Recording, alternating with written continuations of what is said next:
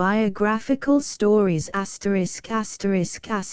True Stories of History and Biography by Nathaniel Hawthorne. Biographical stories. Contents: Benjamin West, Sir Isaac Newton, Samuel Johnson, Oliver Cromwell, Benjamin Franklin, Queen Christina. Biographical stories. This small volume and others of a similar character, from the same hand, have not been composed without a deep sense of responsibility. The author regards children as sacred, and would not, for the world, cast anything into the fountain of a young heart that might embitter and pollute its waters. And, even in point of the reputation to be aimed at, juvenile literature is as well worth cultivating as any other. The writer, if he succeed in pleasing his little readers, may hope to be remembered by them till their own old age, a far longer period of literary existence than is generally attained by those who seek immortality from the judgments of full-grown men. Chapter I. When Edward Temple was about 8 or 9 years old, he was afflicted with a disorder of the eyes. It was so severe, and his sight was naturally so delicate, that the surgeon felt some apprehensions lest the boy should become totally blind. He therefore gave strict directions to keep him in a darkened chamber, with a bandage over his eyes. Not a ray of the blessed light of heaven could be suffered to visit the poor lad. This was a sad thing for Edward. It was just the same as if there were to be no more sunshine, nor moonlight, nor glow of the cheerful fire, nor light of lamps. A night had begun which was to continue perhaps for months, a longer and drearier night than that which voyagers are compelled to endure when their ship is icebound, throughout the winter, in the Arctic Ocean. His dear father and mother, his brother George, and the sweet face of little Emily Robinson must all vanish and leave him in utter darkness and solitude. Their voices and footsteps, it is true, would be heard around him. He would feel his mother's embrace and the kind pressure of all their hands, but still it would seem as if they were 1,000 miles away. And then his studies, they were to be entirely given up. This was another grievous trial, for Edward's memory hardly went back to the period when he had not known how to read. Many and many a holiday had he spent at his hook, poring over its pages until the deepening twilight confused the print and made all the letters run into long words. Then, would he press his hands across his eyes and wonder why they pained him so, and when the candles were lighted, what was the reason that they burned so dimly, like the moon in a foggy night? Poor little fellow! So far as his eyes were concerned, he was already an old man, and needed a pair of spectacles almost as much as his own grandfather did. And now, alas! The time was come when even grandfather's spectacles could not have assisted Edward to read. After a few bitter tears, which only pained his eyes the more, the poor boy submitted to the surgeon's orders. His eyes were bandaged, and, with his mother on one side and his little friend Emily on the other, he was led into a darkened chamber. "Mother, I shall be very miserable," said Edward, sobbing. "Oh no, my dear child," replied his mother, cheerfully. "Your eyesight was a precious gift of heaven, it is true, but you would do wrong to be miserable for its loss, even if there were no hope of regaining it. There are other enjoyments besides what come to us through our eyes. None that are worth having, said Edward. Ah, but you will not think so long, rejoined Mrs. Temple, with tenderness. All of us, your father, and myself, and George, and our sweet Emily, will try to find occupation and amusement for you. We will use all our eyes to make you happy. Will they not be better than a single pair? I will sit by you all day long, said Emily, in her low, sweet voice, putting her hand into that of Edward. And so will I, Ned, said George, his elder brother, school time and all, if my father will permit me. Edward's brother George was 3 or 4 years older than himself, a fine, hardy lad, of a bold and ardent temper. He was the leader of his comrades in all their enterprises and amusements. As to his proficiency at study, there was not much to be said.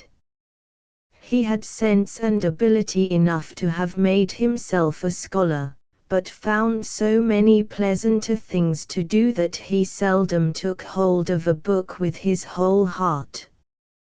So fond was George of boisterous sports and exercises that it was really a great token of affection and sympathy when he offered to sit all day long in a dark chamber with his poor brother Edward. As for little Emily Robinson, she was the daughter of one of Mr. Temple's dearest friends. Ever since her mother went to heaven, which was soon after Emily's birth, the little girl had dwelt in the household where we now find her.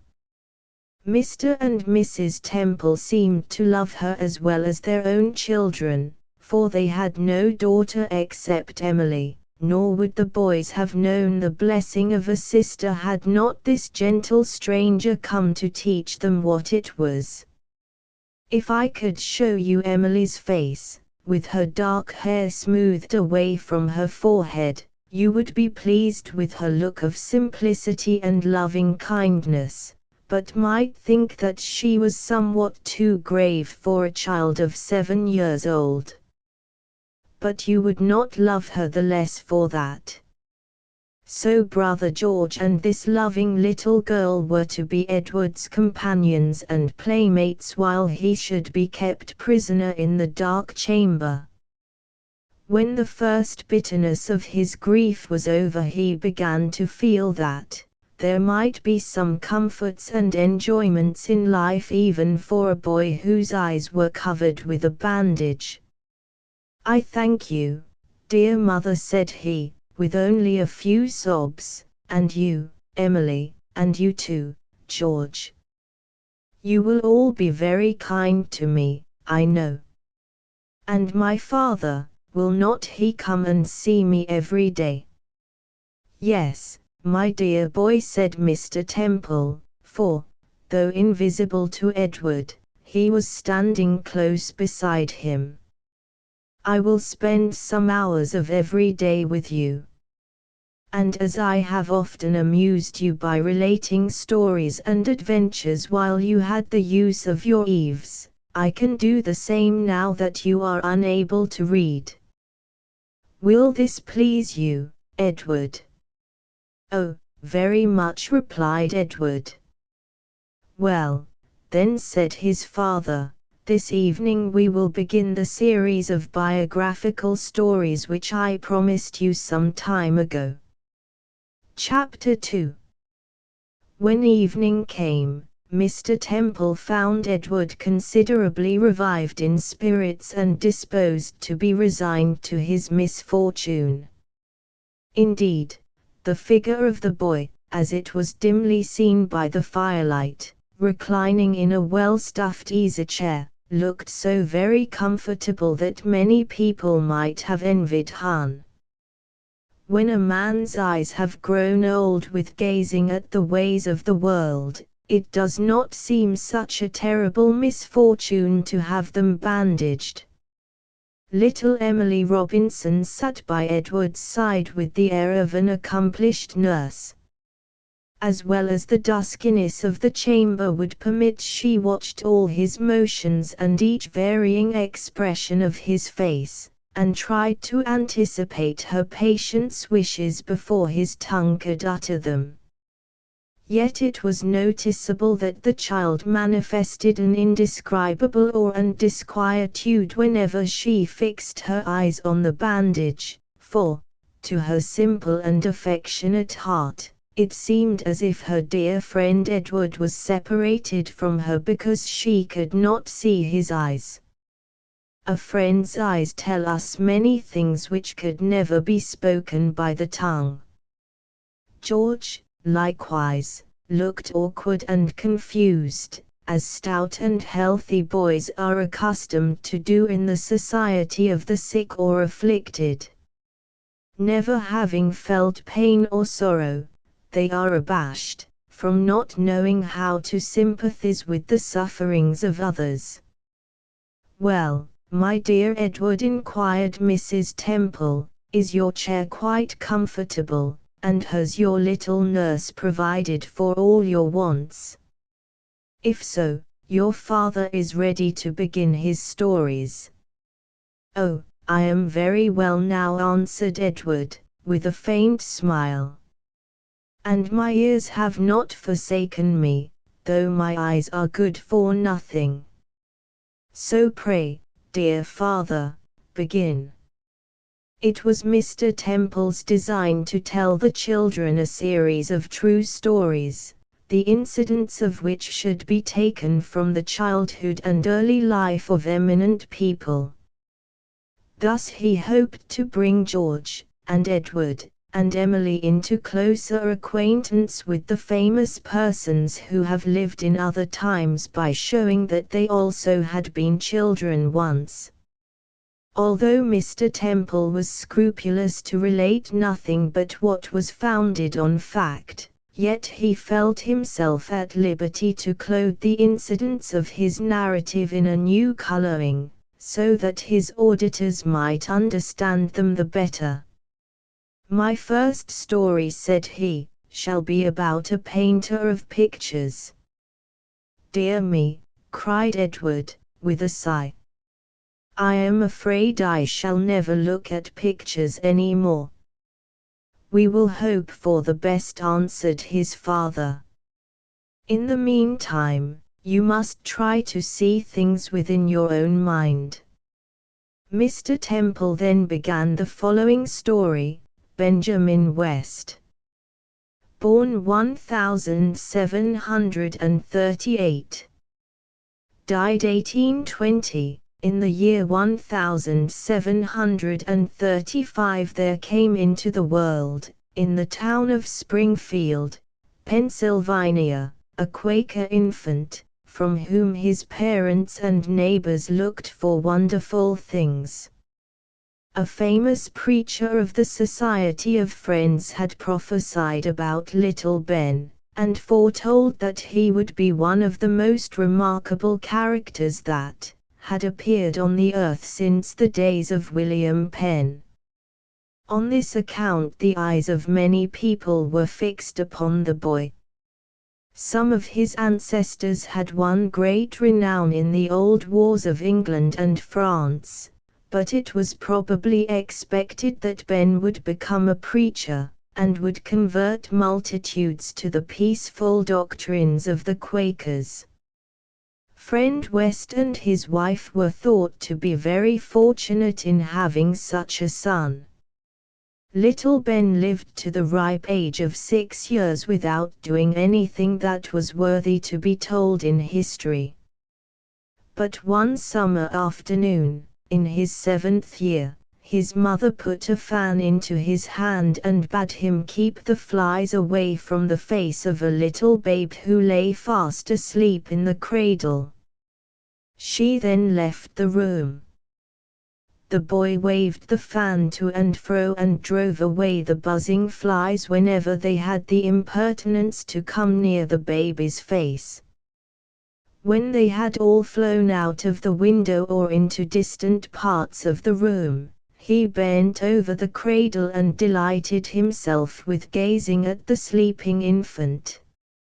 It was, indeed, a very pretty sight. The little personage in the cradle slumbered peacefully, with its waxen hands under its chin, looking as full of blissful quiet as if angels were singing lullabies in its ear. Indeed, it must have been dreaming about heaven, for, while Ben stooped over the cradle, the little baby smiled. "How beautiful she looks," said Ben to himself. "What a pity it is that such a pretty smile should not last forever." Now Ben, at this period of his life, had never heard of that wonderful art by which a look, that appears and vanishes in a moment, may be made to last for hundreds of years. But, though nobody had told him of such an art, he may be said to have invented it for himself. On a table near at hand there were pens and paper, and ink of two colors, black and red. The boy seized a pen and sheet of paper, and, kneeling down beside the cradle, began to draw a likeness of the infant. While he was busied in this manner he heard his mother's step approaching, and hastily tried to conceal the paper. "Benjamin, my son, what hast thou been doing?" inquired his mother, observing marks of confusion in his face. At first Ben was unwilling to tell, for he felt as if there might be something wrong in stealing the baby's face and putting it upon a sheet of paper. However, as his mother insisted, he finally put the sketch into her hand, and then hung his head, expecting to be well scolded. But when the good lady saw what was on the paper, in lines of red and black ink, she uttered a scream of surprise and joy. "Bless me," cried she. "It is a picture of little Sally." And then she threw her arms round our friend Benjamin, and kissed him so tenderly that he never afterwards was afraid to show his performances to his mother. As Ben grew older, he was observed to take vast delight in looking at the lines and forms of nature. For instance, he was greatly pleased with the blue violets of spring, the wild roses of summer, and the scarlet cardinal flowers of early autumn. In the decline of the year, when the woods were variegated with all the colors of the rainbow, Ben seemed to desire nothing better than to gaze at them from morn till night. The purple and golden clouds of sunset were a joy to him. And he was continually endeavoring to draw the figures of trees, men, mountains, houses, cattle, geese, ducks, and turkeys, with a piece of chalk, on barn doors or on the floor. In these old times the Mohawk Indians were still numerous in Pennsylvania. Every year a party of them used to pay a visit to Springfield, because the wigwams of their ancestors had formerly stood there. These wild men grew fond of little Ben, and made him very happy by giving him some of the red and yellow paint with which they were accustomed to adorn their faces. His mother, too, presented him with a piece of indigo. Thus he now had 3 colors, red, blue, and yellow, and could manufacture green by mixing the yellow with the blue. Our friend Ben was overjoyed, and doubtless showed his gratitude to the Indians by taking their likenesses in the strange dresses which they wore, with feathers, tomahawks, and bows and arrows. But all this time the young artist had no paint brushes, nor were there any to be bought, unless he had sent to Philadelphia on purpose. However, he was a very ingenious boy, and resolved to manufacture paint brushes for himself. With this design he laid hold upon, what do you think? Why, upon a respectable old black cat, who was sleeping quietly by the fireside. "Puss," said little Ben to the cat, "pray give me some of the fur from the tip of thy tail." Though he addressed the black cat so civilly, yet Ben was determined to have the fur whether she were willing or not. Puss, who had no great zeal for the fine arts, would have resisted if she could, but the boy was armed with his mother's scissors, and very dexterously clipped off fur enough to make a paint brush. This was of so much use to him that be applied to Madam Puss again and again, until her warm coat of fur had become so thin and ragged that she could hardly keep comfortable through the winter. Poor thing! She was forced to creep close into the chimney corner, and eyed Ben with a very rueful physiognomy. But Ben considered it more necessary that he should have paint brushes than that Puss should be warm. About this period Friend West received a visit from Mr. Pennington, a merchant of Philadelphia, who was likewise a member of the Society of Friends. The visitor, on entering the parlor, was surprised to see it ornamented with drawings of Indian chiefs, and of birds with beautiful plumage, and of the wild flowers of the forest. Nothing of the kind was ever seen before in the habitation of a Quaker farmer. "Why, Friend West," exclaimed the Philadelphia merchant, "what has possessed thee to cover thy walls with all these pictures? Where on earth didst then get them?" Then Friend West explained that all these pictures were painted by little Ben, with no better materials than red and yellow ochre and a piece of indigo, and with brushes made of the black cat's fur. "Verily," said Mr. Pennington, "the boy hath a wonderful faculty." Some of our friends might look upon these matters as vanity, but little Benjamin appears to have been born a painter, and Providence is wiser than we are. The good merchant patted Benjamin on the head, and evidently considered him a wonderful boy. When his parents saw how much their son's performances were admired, they, no doubt, remembered the prophecy of the old Quaker preacher respecting Ben's future eminence.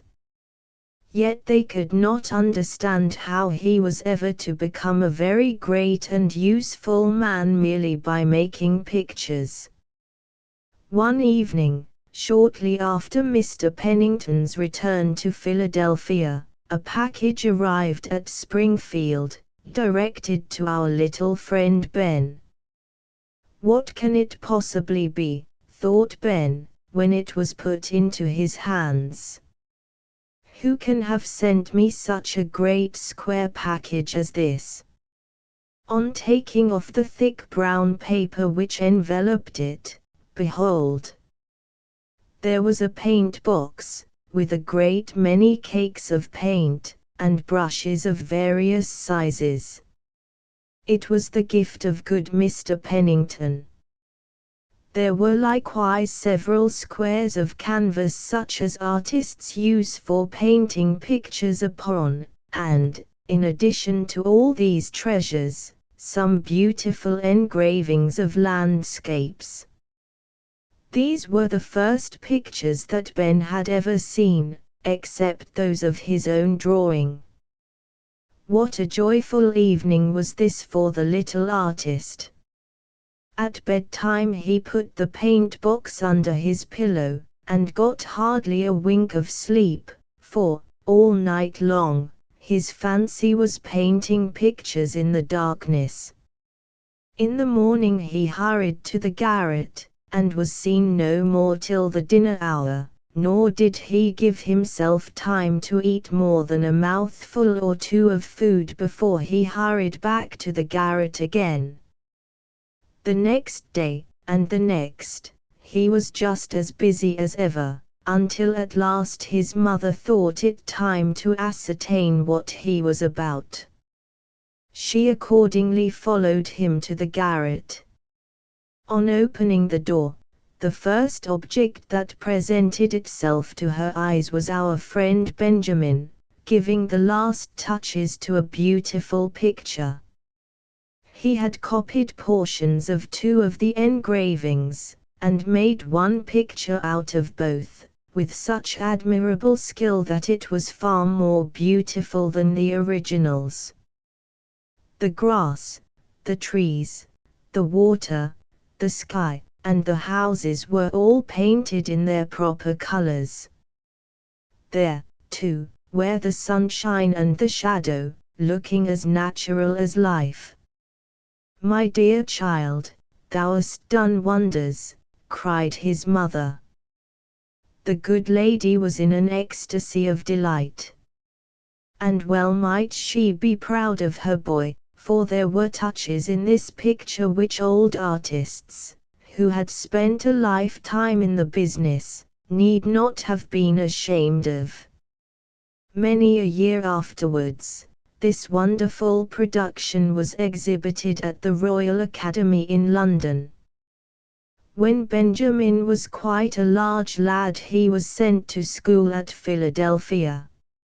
Not long after his arrival he had a slight attack of fever, which confined him to his bed.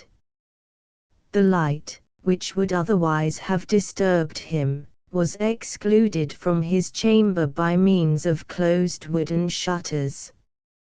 At first it appeared so totally dark that Ben could not distinguish any object in the room.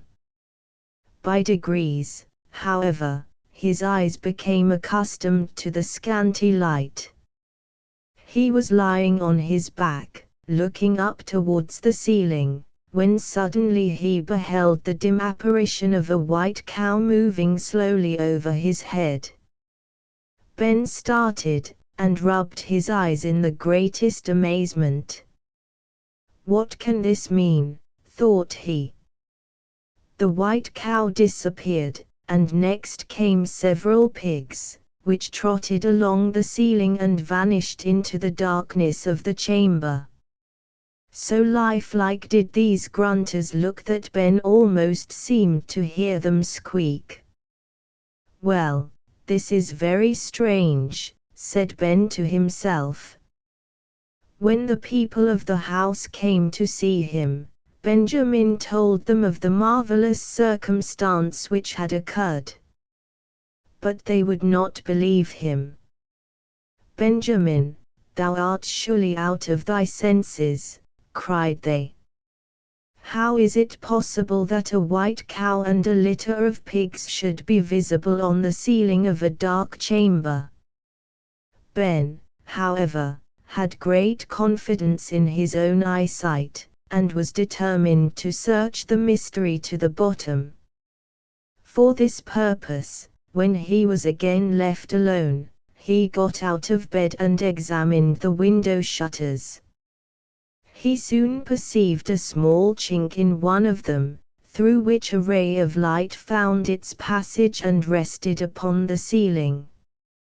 Now, the science of optics will inform us that the pictures of the white cow and the pigs, and of other objects out of doors, came into the dark chamber through this narrow chink, and were painted over Benjamin's head. It is greatly to his credit that he discovered the scientific principle of this phenomenon, and by means of it constructed a camera obscura, or magic lantern, out of a hollow box. This was of great advantage to him in drawing landscapes. Well, time went on, and Benjamin continued to draw and paint pictures until he had now reached the age when it was proper that he should choose a business for life.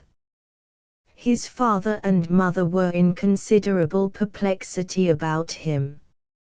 According to the ideas of the Quakers, it is not right for people to spend their lives in occupations that are of no real and sensible advantage to the world. Now, what advantage could the world expect from Benjamin's pictures? This was a difficult question, and, in order to set their minds at rest, his parents determined to consult the preachers and wise men of their society. Accordingly, they all assembled in the meeting house, and discussed the matter from beginning to end. Finally they came to a very wise decision. It seemed so evident that Providence had created Benjamin to be a painter, and had given him abilities which would be thrown away in any other business, that the Quakers resolved not to oppose his inclination. They even acknowledged that the sight of a beautiful picture might convey instruction to the mind and might benefit the heart as much as a good book or a wise discourse. They therefore committed the youth to the direction of God, being well assured that he best knew what was his proper sphere of usefulness. The old men laid their hands upon Benjamin's head and gave him their blessing, and the women kissed him affectionately. All consented that he should go forth into the world and learn to be a painter by studying the best pictures of ancient and modern times. So our friend Benjamin left the dwelling of his parents, and his native woods and streams, and the good Quakers of Springfield, and the Indians who had given him his first colors. He left all the places and persons whom he had hitherto known, and returned to them no more. He went first to Philadelphia, and afterwards to Europe. Here he was noticed by many great people, but retained all the sobriety and simplicity which he had learned among the Quakers. It is related of him, that, when he was presented at the court of the Prince of Parma, he kept his hat upon his head even while kissing the prince's hand. When he was 25 years old he went to London and established himself there as all artist. In due course of time he acquired great fame by his pictures, and was made chief painter to King George III. And President of the Royal Academy of Arts. When the Quakers of Pennsylvania heard of his success, they felt that the prophecy of the old preacher as to Little Ben's future eminence was now accomplished. It is true, they shook their heads at his pictures of battle and bloodshed, such as the death of Wolfe, thinking that these terrible scenes should not be held up to the admiration of the world. But they approved of the great paintings in which he represented the miracles and sufferings of the Redeemer of mankind.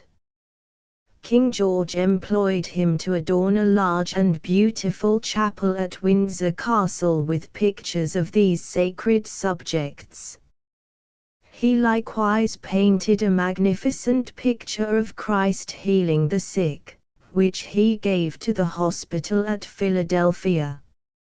It was exhibited to the public, and produced so much profit that the hospital was enlarged so as to accommodate 30 more patients.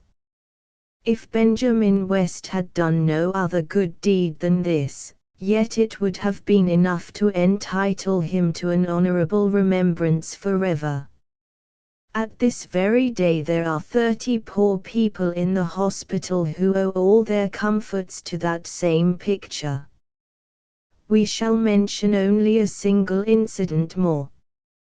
The picture of Christ healing the sick was exhibited at the Royal Academy in London, where it covered a vast space and displayed a multitude of figures as large as life. On the wall, close beside this admirable picture, hung a small and faded landscape. It was the same that little Ben had painted in his father's garret, after receiving the paint box and engravings from good Mr. Pennington. He lived many years in peace and honor, and died in 1820, at the age of 82.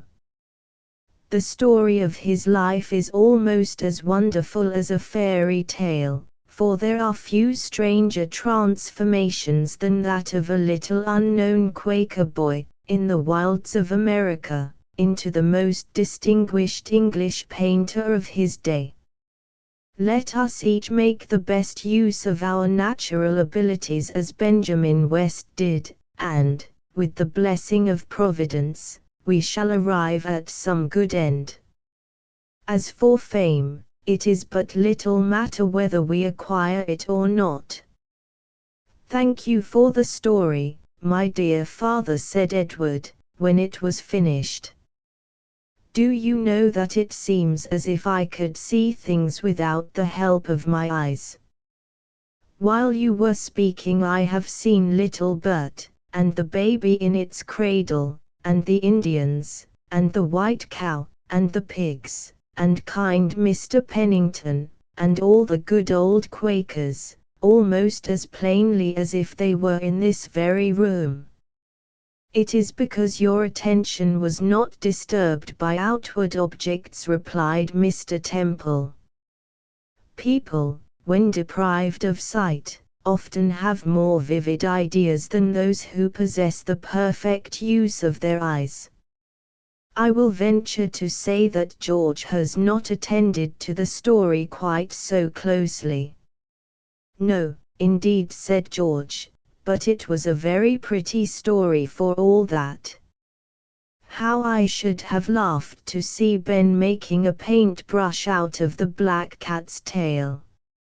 I intend to try the experiment with Emily's kitten." "Oh no, no, George," cried Emily, earnestly. "My kitten cannot spare her tail." Edward being an invalid, it was now time for him to retire to bed. When the family bade him good night he turned his face towards them, looking very loath to part. "I shall not know when morning comes," said he, sorrowfully. "And besides, I want to hear your voices all the time, for, when nobody is speaking, it seems as if I were alone in a dark world." "You must have faith, my dear child," replied his mother. "Faith is the soul's eyesight, and when we possess it the world is never dark nor lonely." Chapter 3. The next day Edward began to get accustomed to his new condition of life.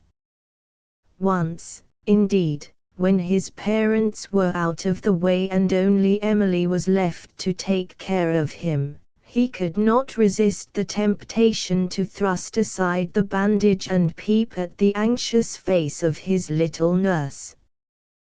But, in spite of the dimness of the chamber, the experiment caused him so much pain that he felt no inclination to take another look. So, with a deep sigh, he assigned himself to his fate. "Emily, pray talk to me," said he, somewhat impatiently. Now, Emily was a remarkably silent little girl, and did not possess that liveliness of disposition which renders some children such excellent companions. She seldom laughed, and had not the faculty of making many words about small matters. But the love and earnestness of her heart taught her how to amuse poor Edward in his darkness. She put her knitting work into his hands. "You must learn how to knit," said she. "What, without using my eyes?" cried Edward. "I can knit with my eyes shut," replied Emily. Then with her own little hands she guided Edward's fingers while he set about this new occupation. So awkward were his first attempts that any other little girl would have laughed heartily. But Emily preserved her gravity, and showed the utmost patience in taking up the innumerable stitches which he let down. In the course of an hour or two his progress was quite encouraging. When evening came, Edward acknowledged that the day had been far less wearisome than he anticipated. But he was glad, nevertheless, when his father and mother, and George and Emily, all took their seats around his chair. He put out his hand to grasp each of their hands, and smiled with a very bright expression upon his lips. "Now I can see you all with my mind's eye," said he. "And now, father, pray tell us another story." So Mr. Temple began. Sir Isaac Newton, born 1642, died 1727, on Christmas Day, in the year 1642. Isaac Newton was born at the small village of Woolsthorpe, in England. Little did his mother think, when she beheld her newborn babe, that he was destined to explain many matters which had been a mystery ever since the creation of the world. Isaac's father being dead, Mrs. Newton was married again to a clergyman, and went to reside at North Witham. Her son was left to the care of his good old grandmother, who was very kind to him and sent him to school. In his early years Isaac did not appear to be a very bright scholar, but was chiefly remarkable for his ingenuity in all mechanical occupations. He had a set of little tools and saws of various sizes manufactured by himself. With the aid of these Isaac contrived to make many curious articles, at which he worked with so much skill that he seemed to have been born with a saw or chisel in hand. The neighbors looked with vast admiration at the things which Isaac manufactured. And his old grandmother, I suppose, was never weary of talking about him. "He'll make a capital workman one of these days," she would probably say. "No fear but what Isaac will do well in the world and be a rich man before he dies." It is amusing to conjecture what were the anticipations of his grandmother and the neighbors about Isaac's future life. Some of them, perhaps, fancied that he would make beautiful furniture of mahogany, rosewood, or polished oak, inlaid with ivory and ebony, and magnificently gilded. And then, doubtless, all the rich people would purchase these fine things to adorn their drawing rooms. Others probably thought that little Isaac was destined to be an architect, and would build splendid mansions for the nobility and gentry, and churches too, with the tallest steeples that had ever been seen in England. Some of his friends, no doubt, advised Isaac's grandmother to apprentice him to a clockmaker, for, besides his mechanical skill, the boy seemed to have a taste for mathematics, which would be very useful to him in that profession. And then, in due time, Isaac would set up for himself, and would manufacture curious clocks, like those that contain sets of dancing figures, which issue from the dial plate when the hour is struck, or like those where a ship sails across the face of the clock, and is seen tossing up and down on the waves as often as the pendulum vibrates. Indeed, there was some ground for supposing that Isaac would devote himself to the manufacture of clocks, since he had already made one, of a kind which nobody had ever heard of before. It was set a-going, not by wheels and weights like other clocks, but by the dropping of water. This was an object of great wonderment to all the people round about, and it must be confessed that there are few boys, or men either, who could contrive to tell what o'clock it is by means of a bowl of water. Besides the water clock, Isaac made a sundial. Thus his grandmother was never at a loss to know the hour, for the water clock would tell it in the shade, and the dial in the sunshine. The sundial is said to be still in existence at Woolsthorpe, on the corner of the house where Isaac dwelt. If so, it must have marked the passage of every sunny hour that has elapsed since Isaac Newton was a boy. It marked all the famous moments of his life, it marked the hour of his death, and still the sunshine creeps slowly over it, as regularly as when Isaac first set it up.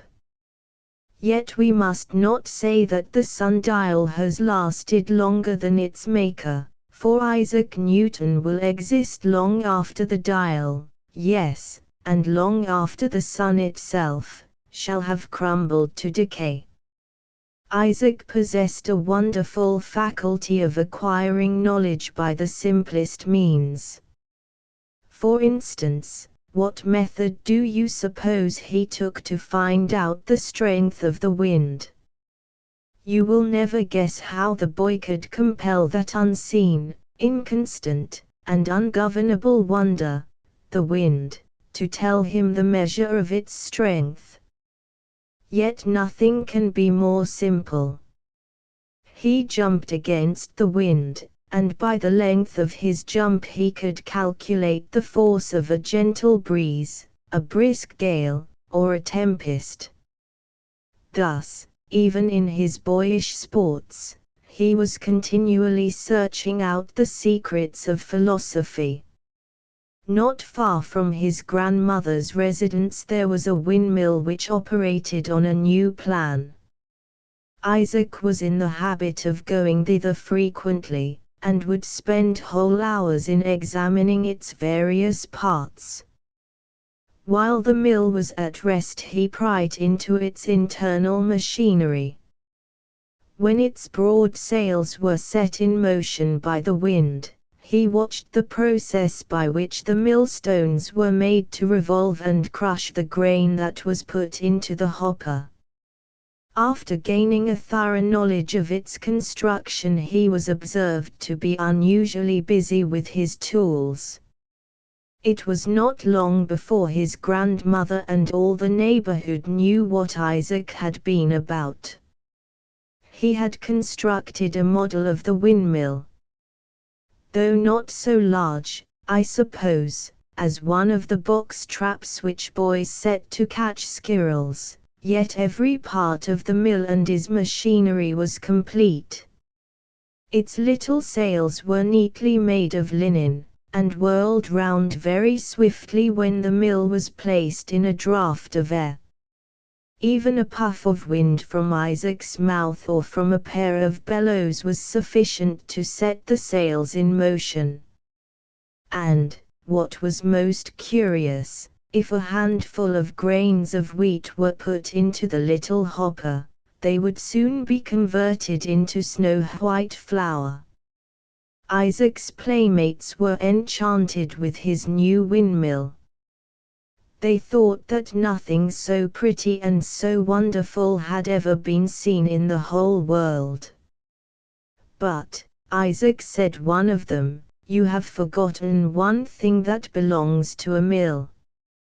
"What is that?" asked Isaac, for he supposed that, from the roof of the mill to its foundation, he had forgotten nothing. "Why, where is the miller?" said his friend. "That is true, I must look out for one," said Isaac, and he set himself to consider how the deficiency should be supplied. He might easily have made the miniature figure of a man, but then it would not have been able to move about and perform the duties of a miller. As Captain Lemuel Gulliver had not yet discovered the island of Lilliput, Isaac did not know that there were little men in the world whose size was just suited to his windmill. It so happened, however, that a mouse had just been caught in the trap, and, as no other miller could be found, Mr. Mouse was appointed to that important office. The new miller made a very respectable appearance in his dark grey coat. To be sure, he had not a very good character for honesty, and was suspected of sometimes stealing a portion of the grain which was given him to grind. But perhaps some two-legged millers are quite as dishonest as this small quadruped. As Isaac grew older, it was found that he had far more important matters in his mind than the manufacture of toys like the little windmill. All day long, if left to himself, he was either absorbed in thought or engaged in some book of mathematics or natural philosophy. At night, I think it probable, he looked up with reverential curiosity to the stars, and wondered whether they were worlds like our own, and how great was their distance from the earth, and what was the power that kept them in their courses.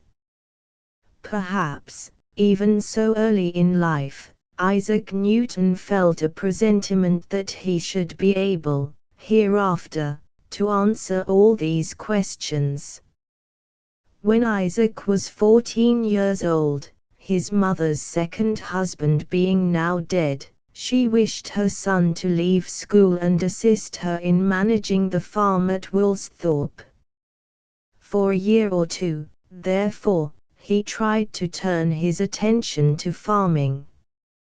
But his mind was so bent on becoming a scholar that his mother sent him back to school, and afterwards to the University of Cambridge. I have now finished my anecdotes of Isaac Newton's boyhood. My story would be far too long were I to mention all the splendid discoveries which he made after he came to be a man. He was the first that found out the nature of light, for, before his day, nobody could tell what the sunshine was composed of. You remember, I suppose, the story of an apple's falling on his head, and thus leading him to discover the force of gravitation, which keeps the heavenly bodies in their courses. When he had once got hold of this idea, he never permitted his mind to rest until he had searched out all the laws by which the planets are guided through the sky. This he did as thoroughly as if he had gone up among the stars and tracked them in their orbits. The boy had found out the mechanism of a windmill, the man explained to his fellow men the mechanism of the universe. While making these researches he was accustomed to spend night after night in a lofty tower, gazing at the heavenly bodies through a telescope. His mind was lifted far above the things of this world. He may be said, indeed, to have spent the greater part of his life in worlds that lie thousands and millions of miles away, for where the thoughts and the heart are, there is our true existence. Did you never hear the story of Newton and his little dog Diamond? One day, when he was 50 years old, and had been hard at work more than 20 years studying the theory of light, he went out of his chamber, leaving his little dog asleep before the fire. On the table lay a heap of manuscript papers, containing all the discoveries which Newton had made during those 20 years. When his master was gone, up rose little Diamond, jumped upon the table, and overthrew the lighted candle. The papers immediately caught fire. Just as the destruction was completed, Newton opened the chamber door, and perceived that the labours of 20 years were reduced to a heap of ashes. There stood little Diamond, the author of all the mischief. Almost any other man would have sentenced the dog to immediate death. But Newton patted him on the head with his usual kindness, although grief was at his heart. "O Diamond, Diamond," exclaimed he, "thou little knowest the mischief thou hast done." This incident affected his health and spirits for some time afterwards, but, from his conduct towards the little dog, you may judge what was the sweetness of his temper. Newton lived to be a very old man, and acquired great renown, and was made a member of Parliament, and received the honour of knighthood from the king. But he cared little for earthly fame and honours, and felt no pride in the vastness of his knowledge. All that he had learned only made him feel how little he knew in comparison to what remained to be known. "I seem to myself like a child," observed he, "playing on the seashore, and picking up here and there a curious shell or a pretty pebble, while the boundless ocean of truth lies undiscovered before me." At last, in 1727, when he was 85 years old, Sir Isaac Newton died, or rather, he ceased to live on earth. We may be permitted to believe that he is still searching out the infinite wisdom and goodness of the Creator as earnestly, and with even more success, than while his spirit animated a mortal body. He has left a fame behind him which will be as endurable as if his name were written in letters of light formed by the stars upon the midnight sky. I love to hear about mechanical contrivances, such as the water clock and the little windmill, remarked George. I suppose, if Sir Isaac Newton had only thought of it, he might have found out the steam engine, and railroads, and all the other famous inventions that have come into use since his day. Very possibly he might, replied Mr. Temple, and no doubt a great many people would think it more useful to manufacture steam engines than to search out the system of the universe. Other great astronomers besides Newton have been endowed with mechanical genius. There was David Rittenhouse, an American. He made a perfect little watermill when he was only 7 or 8 years old. But this sort of ingenuity is but a mere trifle in comparison with the other talents of such men. It must have been beautiful, said Edward, to spend whole nights in a high tower as Newton did, gazing at the stars, and the comets, and the meteors. But what would Newton have done had he been blind? Or if his eyes had been no better than mine?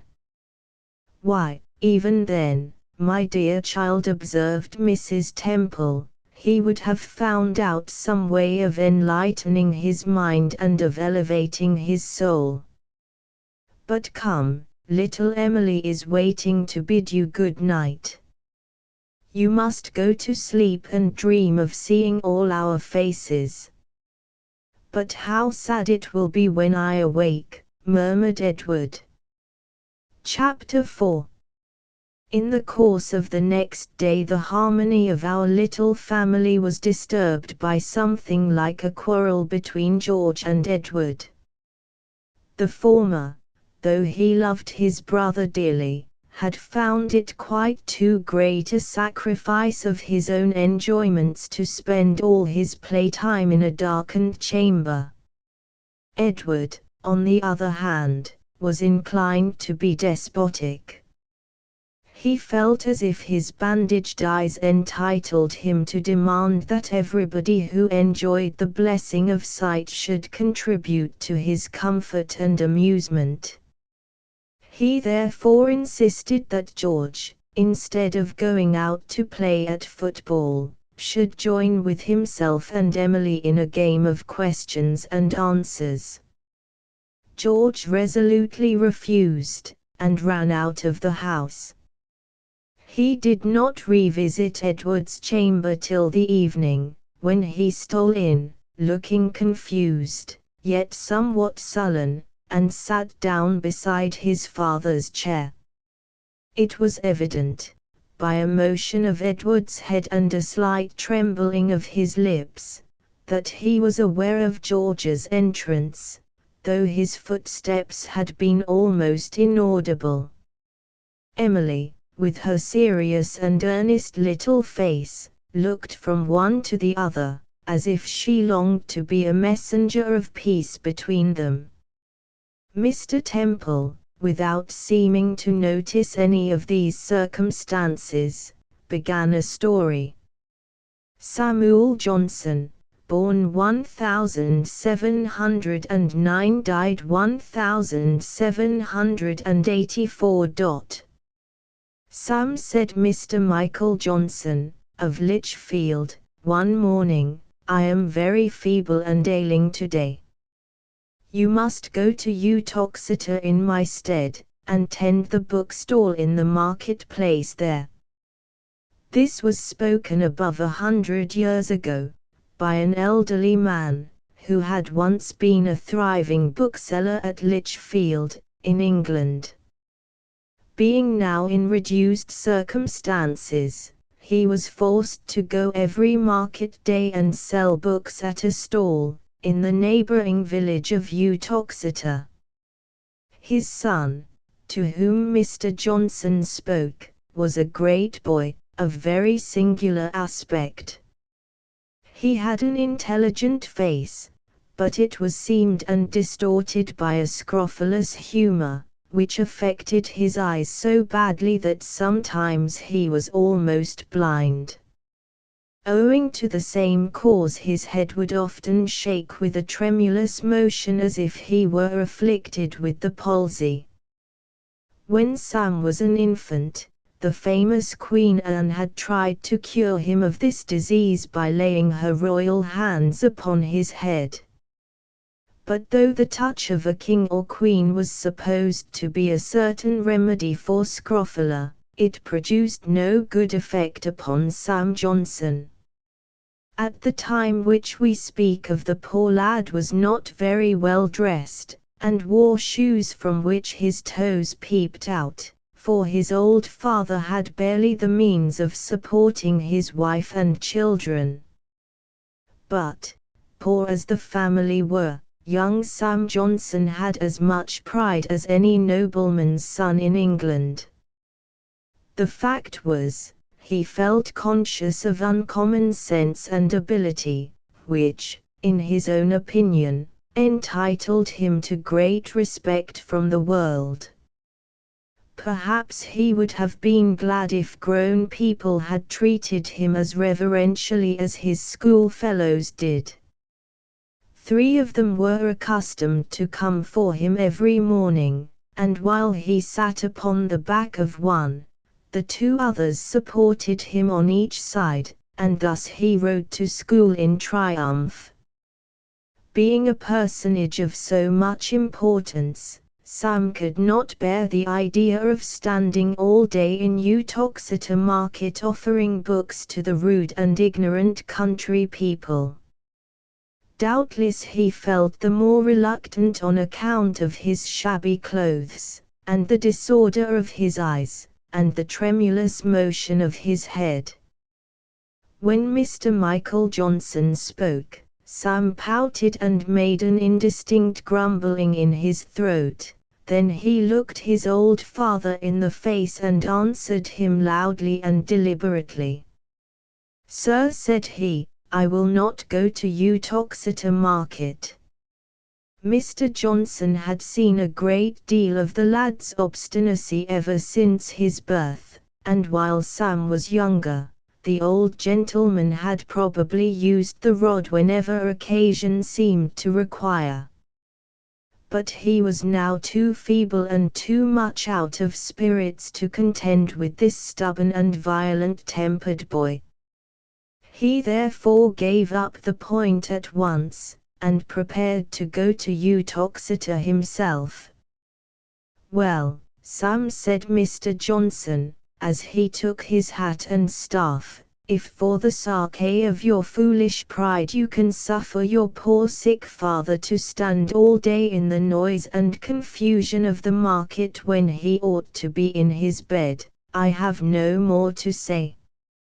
But you will think of this, Sam, when I am dead and gone." So the poor old man, perhaps with a tear in his eye, but certainly with sorrow in his heart, set forth towards Uttoxeter. The grey-haired, feeble, melancholy Michael Johnson. How sad a thing it was that he should be forced to go, in his sickness, and toil for the support of an ungrateful son who was too proud to do anything for his father, or his mother, or himself. Sam looked after Mr. Johnson with a sullen countenance till he was out of sight. But when the old man's figure, as he went stooping along the street, was no more to be seen, the boy's heart began to smite him. He had a vivid imagination, and it tormented him with the image of his father standing in the market-place of Uttoxeter and offering his books to the noisy crowd around him. Sam seemed to behold him arranging his literary merchandise upon the stall in such a way as was best calculated to attract notice. Here was Addison's Spectator, a long row of little volumes. Here was Pope's translation of the Iliad and Odyssey. Here were Dryden's poems, or those of Prior. Here, likewise, were Gulliver's Travels, and a variety of little gilt-covered children's books, such as Tom Thumb, Jack the Giant Queller, Mother Goose's Melodies, and others which our great-grandparents used to read in their childhood. And here were sermons for the pious, and pamphlets for the politicians, and ballads, some merry and some dismal ones, for the country people to sing. Sam, in imagination, saw his father offer these books, pamphlets, and ballads, now to the rude yeoman who perhaps could not read a word, now to the country squires, who cared for nothing but to hunt hares and foxes, now to the children, who chose to spend their coppers for sugar plums or gingerbread rather than for picture books. And if Mr. Johnson should sell a book to man, woman, or child, it would cost him an hour's talk to get a profit of only 6pence. "My poor father," thought Sam to himself. "How his head will ache, and how heavy his heart will be. I am almost sorry that I did not do as he bade me." Then the boy went to his mother, who was busy about the house. She did not know of what had passed between Mr. Johnson and Sam. "Mother," said he, "did you think father seemed very ill today?" "Yes," Sam answered his mother, turning with a flushed face from the fire, where she was cooking their scanty dinner. "Your father did look very ill, and it is a pity he did not send you to Uttoxeter in his stead. You are a great boy now, and would rejoice, I am sure, to do something for your poor father, who has done so much for you." The lad made no reply. But again his imagination set to work and conjured up another picture of poor Michael Johnson. He was standing in the hot sunshine of the market-place, and looking so weary, sick, and disconsolate, that the eyes of all the crowd were drawn to him. Had this old man no son, the people would say among themselves, who might have taken his place at the bookstall while the father kept his bed? And perhaps, but this was a terrible thought for Sam, perhaps his father would faint away and fall down in the market-place, with his grey hair in the dust and his venerable face as death-like as that of a corpse. And there would be the bystanders gazing earnestly at Mr. Johnson and whispering, "Is he dead? Is he dead?" And Sam shuddered as he repeated to himself, "Is he dead? Oh, I have been a cruel son," thought he, within his own heart. "God forgive me! God forgive me!" But God could not yet forgive him, for he was not truly penitent. Had he been so, he would have hastened away that very moment to Uttoxeter, and have fallen at his father's feet, even in the midst of the crowded market-place. There he would have confessed his fault, and besought Mr. Johnson to go home and leave the rest of the day's work to him. But such was Sam's pride and natural stubbornness that he could not bring himself to this humiliation. Yet he ought to have done so, for his own sake, for his father's sake, and for God's sake. After sunset old Michael Johnson came slowly home and sat down in his customary chair. He said nothing to Sam, nor do I know that a single word ever passed between them on the subject of the son's disobedience. In a few years his father died, and left Sam to fight his way through the world by himself. It would make our story much too long were I to tell you even a few of the remarkable events of Sam's life. Moreover, there is the less need of this, because many books have been written about that poor boy, and the fame that he acquired, and all that he did or talked of doing after he came to be a man. But one thing I must not neglect to say. From his boyhood upward until the latest day of his life he never forgot the story of Uttoxeter Market. Often when he was a scholar of the University of Oxford, or master of an academy at Edial, or a writer for the London booksellers, in all his poverty and toil and in all his success, while he was walking the streets without a shilling to buy food, or when the greatest men of England were proud to feast him at their table, still that heavy and remorseful thought came back to him, I was cruel to my poor father in his illness. Many and many a time, awake or in his dreams, he seemed to see old Michael Johnson standing in the dust and confusion of the market-place and pressing his withered hand to his forehead as if it ached. Alas! My dear children, it is a sad thing to have such a thought as this to bear us company through life. Though the story was but half finished, yet, as it was longer than usual, Mr. Temple here made a short pause. He perceived that Emily was in tears, and Edward turned his half-veiled face towards the speaker with an air of great earnestness and interest. As for George, he had withdrawn into the dusky shadow behind his father's chair. Chapter V. In a few moments Mr. Temple resumed the story, as follows. Samuel Johnson continued, "Well, my children, 50 years had passed away since young Sam Johnson had shown himself so hard-hearted towards his father. It was now market day in the village of Uttoxeter. In the street of the village you might see cattle dealers with cows and oxen for sale, and pig drovers with herds of squeaking swine, and farmers with cartloads of cabbages, turnips, onions, and all other produce of the soil. Now and then a farmer's red-faced wife trotted along on horseback, with butter and cheese in 2 large panniers.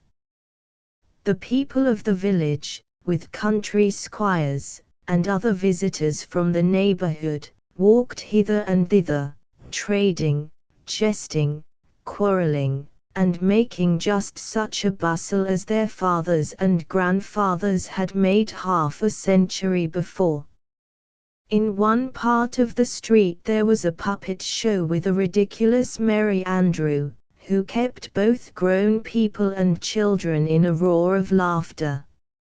On the opposite side was the old stone church of Uttoxeter, with ivy climbing up its walls and partly obscuring its Gothic windows.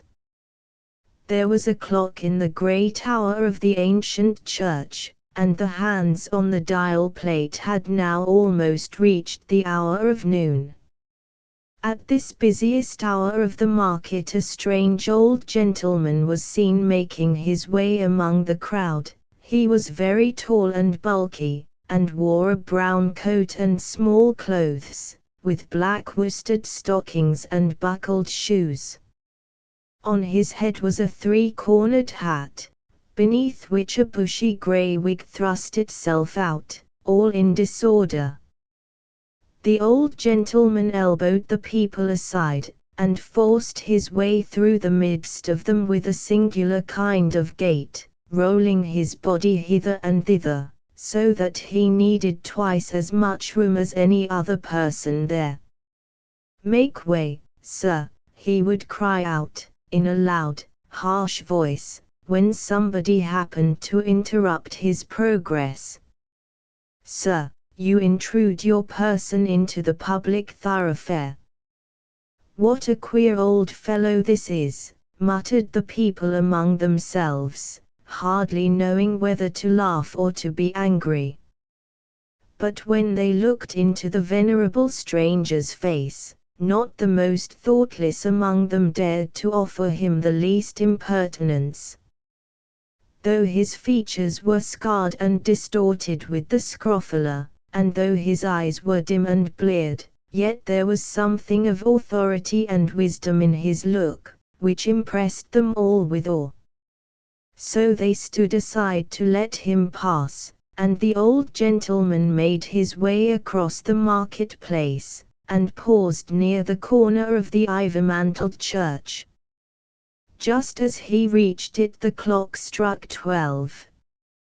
On the very spot of ground where the stranger now stood some aged people remembered that old Michael Johnson had formerly kept his bookstall. The little children who had once bought picture books of him were grandfathers now. "Yes, here is the very spot," muttered the old gentleman to himself. There this unknown personage took his stand and removed the 3-cornered hat from his head. It was the busiest hour of the day. What with the hum of human voices, the lowing of cattle, the squeaking of pigs, and the laughter caused by the Merry Andrew, the market-place was in very great confusion. But the stranger seemed not to notice it any more than if the silence of a desert were around him. He was wrapped in his own thoughts. Sometimes he raised his furrowed brow to heaven, as if in prayer, sometimes he bent his head, as if an insupportable weight of sorrow were upon him. It increased the awfulness of his aspect that there was a motion of his head and an almost continual tremor throughout his frame, with singular twitches and contortions of his features. The hot sun blazed upon his unprotected head, but he seemed not to feel its fervor. A dark cloud swept across the sky and raindrops pattered into the marketplace, but the stranger heeded not the shower. The people began to gaze at the mysterious old gentleman with superstitious fear and wonder. Who could he be? Whence did he come? Wherefore was he standing bareheaded in the marketplace? Even the schoolboys left the Merry Andrew and came to gaze, with wide-open eyes, at this tall, strange-looking old man. There was a cattle drover in the village who had recently made a journey to the Smithfield market, in London. No sooner had this man thrust his way through the throng and taken a look at the unknown personage, than he whispered to one of his acquaintances, "I say, neighbour Hutchins, would ye like to know who this old gentleman is?" That I would, replied neighbour Hutchins, for a queerer chap I never saw in my life. Somehow it makes me feel small to look at him. He's more than a common man. You may well say so, answered the cattle drover. Why, that's the famous Dr. Samuel Johnson, who they say is the greatest and learnedest man in England. I saw him in London streets, walking with one Mr. Boswell. Yes, the poor boy, the friendless Sam, with whom we began our story, had become the famous Dr. Samuel Johnson. He was universally acknowledged as the wisest man and greatest writer in all England. He had given shape and permanence to his native language by his dictionary. Thousands upon thousands of people had read his Idler, his Rambler, and his Rasselas. Noble and wealthy men and beautiful ladies deemed it their highest privilege to be his companions. Even the King of Great Britain had sought his acquaintance, and told him what an honor he considered it that such a man had been born in his dominions. He was now at the summit of literary renown. But all his fame could not extinguish the bitter remembrance which had tormented him through life. Never had he forgotten his father's sorrowful and upbraiding look. Never, though the old man's troubles had been over so many years, had he forgiven himself for inflicting such a pang upon his heart. And now, in his old age, he had come hither to do penance, by standing at noonday, in the market-place of Uttoxeter, on the very spot where Michael Johnson had once kept his book-stall. The aged and illustrious man had done what the poor boy refused to do. By thus expressing his deep repentance and humiliation of heart, he hoped to gain peace of conscience and the forgiveness of God. My dear children, if you have grieved, I will not say your parents, but if you have grieved the heart of any human being who has a claim upon your love, then think of Samuel Johnson's penance. Will it not be better to redeem the error now than to endure the agony of remorse for 50 years? Would you not rather say to a brother, "I have erred, forgive me," than perhaps to go hereafter and shed bitter tears upon his grave? Hardly was the story concluded when George hastily arose, and Edward likewise, stretching forth his hands into the darkness that surrounded him to find his brother. Both accused themselves of unkindness, each besought the other's forgiveness, and having done so, the trouble of their hearts vanished away like a dream. "I am glad. I am so glad," said Emily, in a low, earnest voice. "Now I shall sleep quietly tonight." "My sweet child," thought Mrs. Temple as she kissed her, "mayest thou never know how much strife there is on earth. It would cost thee many a night's rest." Chapter 6. About this period Mr. Temple found it necessary to take a journey, which interrupted the series of biographical stories for several evenings. In the interval, Edward practiced various methods of employing and amusing his mind. Sometimes he meditated upon beautiful objects which he had formerly seen, until the intensity of his recollection seemed to restore him the gift of sight and place everything anew before his eyes.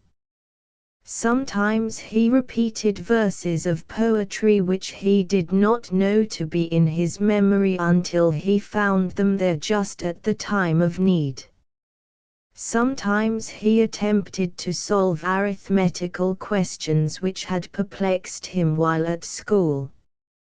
Then, with his mother's assistance, he learned the letters of the string alphabet, which is used in some of the institutions for the blind in Europe. When one of his friends gave him a leaf of Street Mark's Gospel, printed in embossed characters, he endeavored to read it by passing his fingers over the letters as blind children do. His brother George was now very kind, and spent so much time in the darkened chamber that Edward often insisted upon his going out to play. George told him all about the affairs at school, and related many amusing incidents that happened among his comrades, and informed him what sports were now in fashion, and whose kite soared the highest, and whose little ship sailed fleetest on the Frog Pond. As for Emily, she repeated stories which she had learned from a new book called The Flower People, in which the snowdrops, the violets, the columbines, the roses, and all that lovely tribe are represented as telling their secrets to a little girl. The flowers talked sweetly, as flowers should, and Edward almost fancied that he could behold their bloom and smell their fragrant breath. Thus, in one way or another, the dark days of Edward's confinement passed not unhappily. In due time his father returned, and the next evening, when the family were assembled, he began a story. "I must first observe, children," said he, "that some writers deny the truth of the incident which I am about to relate to you. There certainly is but little evidence in favor of it. Other respectable writers, however, tell it for a fact, and, at all events, it is an interesting story, and has an excellent moral." So Mr. Temple proceeded to talk about the early days of Oliver Cromwell. Born 1599, died 1658. Not long after King James I took the place of Queen Elizabeth on the throne of England, there lived an English knight at a place called Hinchinbrook. His name was Sir Oliver Cromwell. He spent his life, I suppose, pretty much like other English knights and squires in those days, bunting hares and foxes and drinking large quantities of ale and wine. The old house in which he dwelt had been occupied by his ancestors before him for a good many years. In it there was a great hall, hung round with coats of arms and helmets, cuirasses and swords, which his forefathers had used in battle, and with horns of deer and tails of foxes which they or Sir Oliver himself had killed in the chase. This Sir Oliver Cromwell had a nephew, who had been called Oliver, after himself, but who was generally known in the family by the name of Little Noel. His father was a younger brother of Sir Oliver. The child was often sent to visit his uncle, who probably found him a troublesome little fellow to take care of. He was forever in mischief, and always running into some danger or other, from which he seemed to escape only by miracle. Even while he was an infant in the cradle a strange accident had befallen him. A huge ape, which was kept in the family, snatched up little Noel in his forepaws and clambered with him to the roof of the house. There this ugly beast sat grinning at the affrighted spectators, as if it had done the most praiseworthy thing imaginable.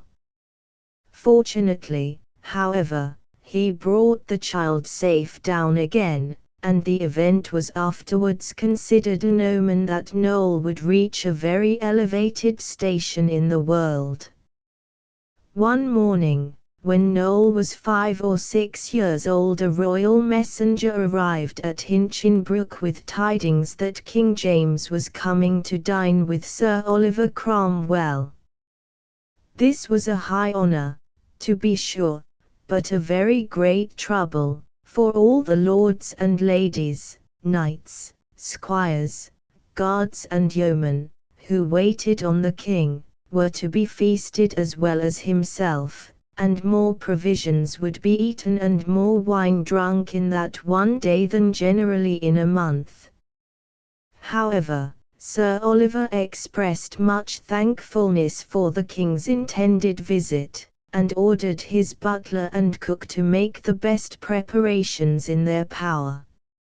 So a great fire was kindled in the kitchen, and the neighbors knew by the smoke which poured out of the chimney that boiling, baking, stewing, roasting, and frying were going on merrily.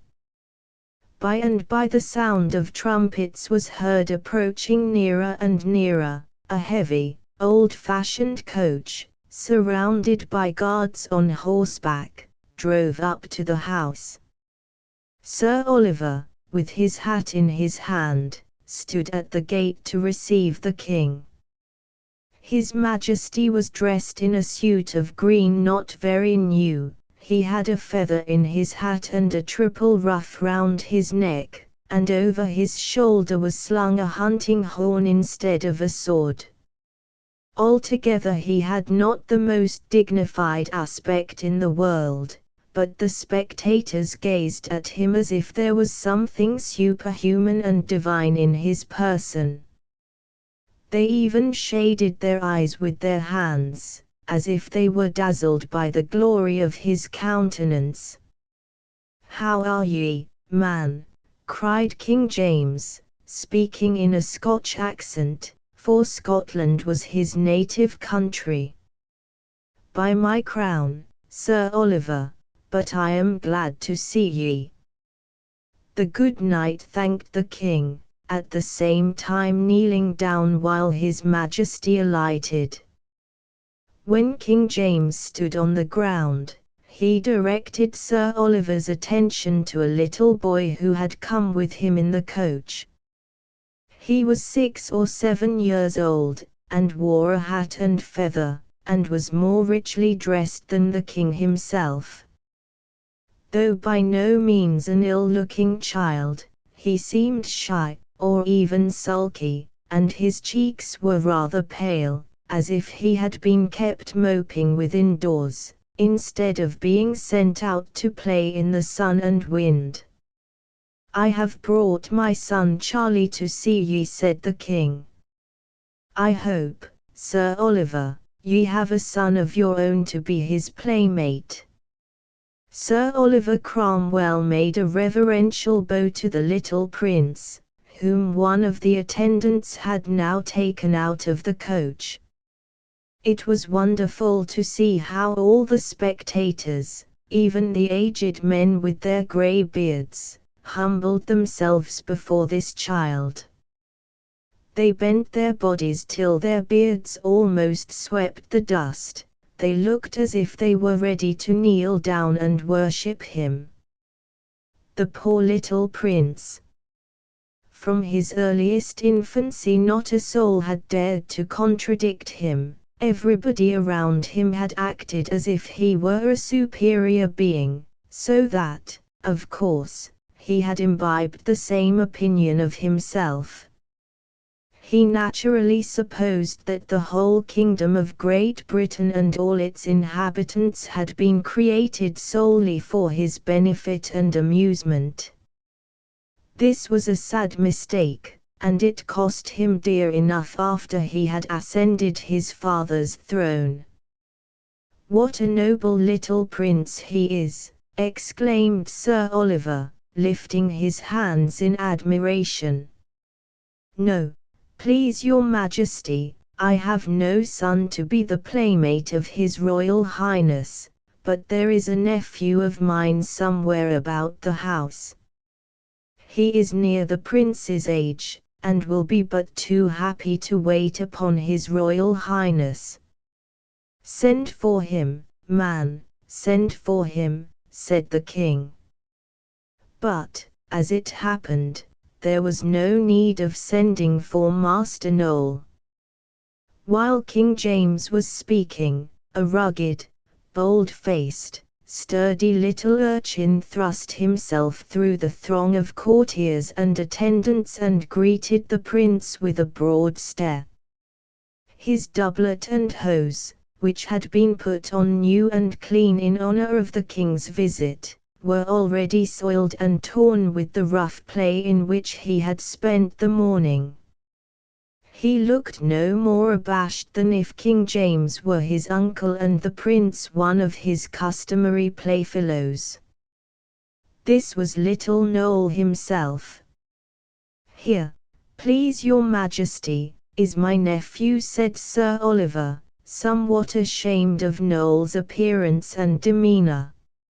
"Oliver, make your obeisance to the King's Majesty."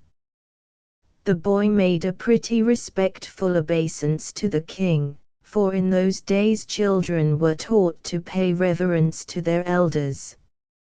King James, who prided himself greatly on his scholarship, asked Noel a few questions in the Latin grammar, and then introduced him to his son.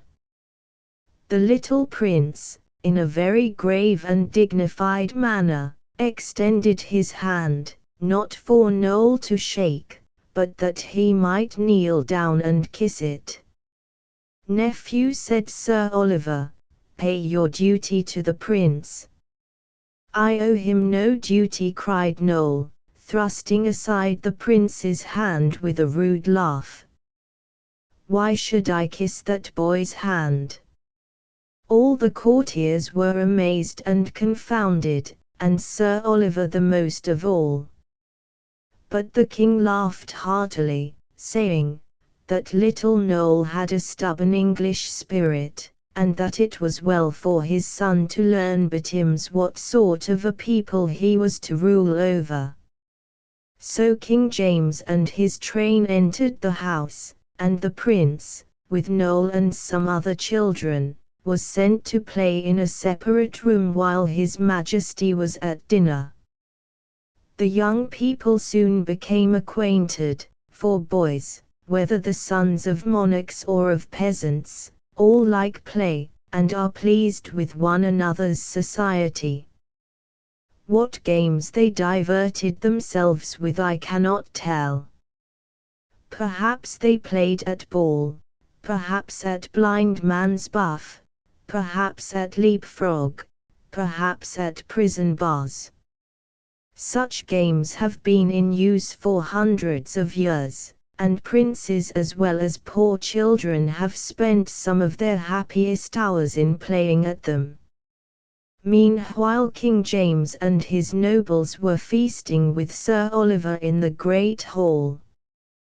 The king sat in a gilded chair, under a canopy, at the head of a long table. Whenever any of the company addressed him, it was with the deepest reverence. If the attendants offered him wine or the various delicacies of the festival, it was upon their bended knees. You would have thought, by these tokens of worship, that the monarch was a supernatural being, only he seemed to have quite as much need of those vulgar matters, food and drink, as any other person at the table. But fate had ordained that good King James should not finish his dinner in peace. All of a sudden there arose a terrible uproar in the room where the children were at play. Angry shouts and shrill cries of alarm were mixed up together, while the voices of elder persons were likewise heard, trying to restore order among the children. The king and everybody else at table looked aghast, for perhaps the tumult made them think that a general rebellion had broken out. "Mercy on us," muttered Sir Oliver, "that graceless nephew of mine is in some mischief or other. The naughty little whelp." Getting up from table, he ran to see what was the matter, followed by many of the guests, and the king among them. They all crowded to the door of the playroom.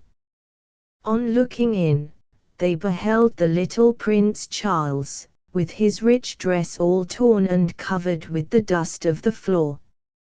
His royal blood was streaming from his nose in great abundance. He gazed at Noel with a mixture of rage and affright, and at the same time a puzzled expression, as if he could not understand how any mortal boy should dare to give him a beating. As for Noel, there stood his sturdy little figure, bold as a lion, looking as if he were ready to fight, not only the prince, but the king and kingdom too. "You little villain," cried his uncle. "What have you been about? Down on your knees, this instant, and ask the prince's pardon. How dare you lay your hands on the King's Majesty's royal son?"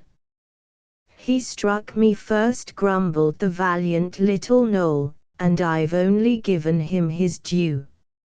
Sir Oliver and the guests lifted up their hands in astonishment and horror.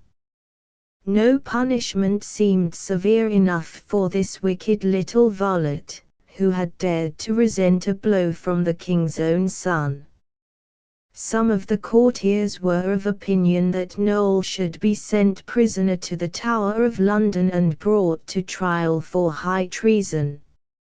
Others, in their great zeal for the king's service, were about to lay hands on the boy and chastise him in the royal presence.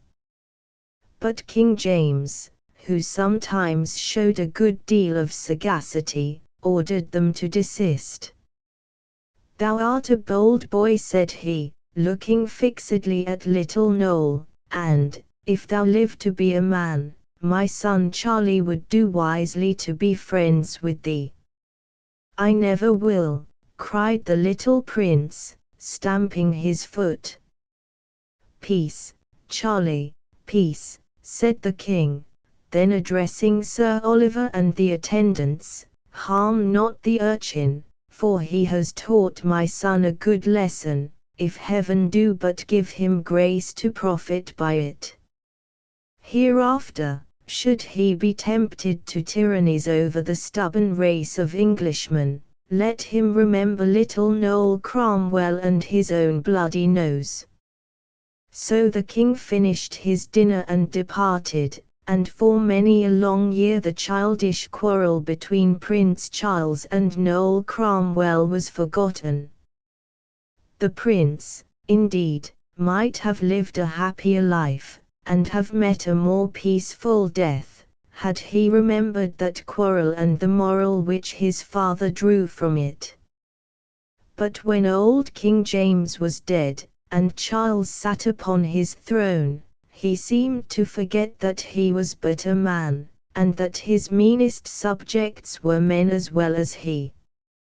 He wished to have the property and lives of the people of England entirely at his own disposal.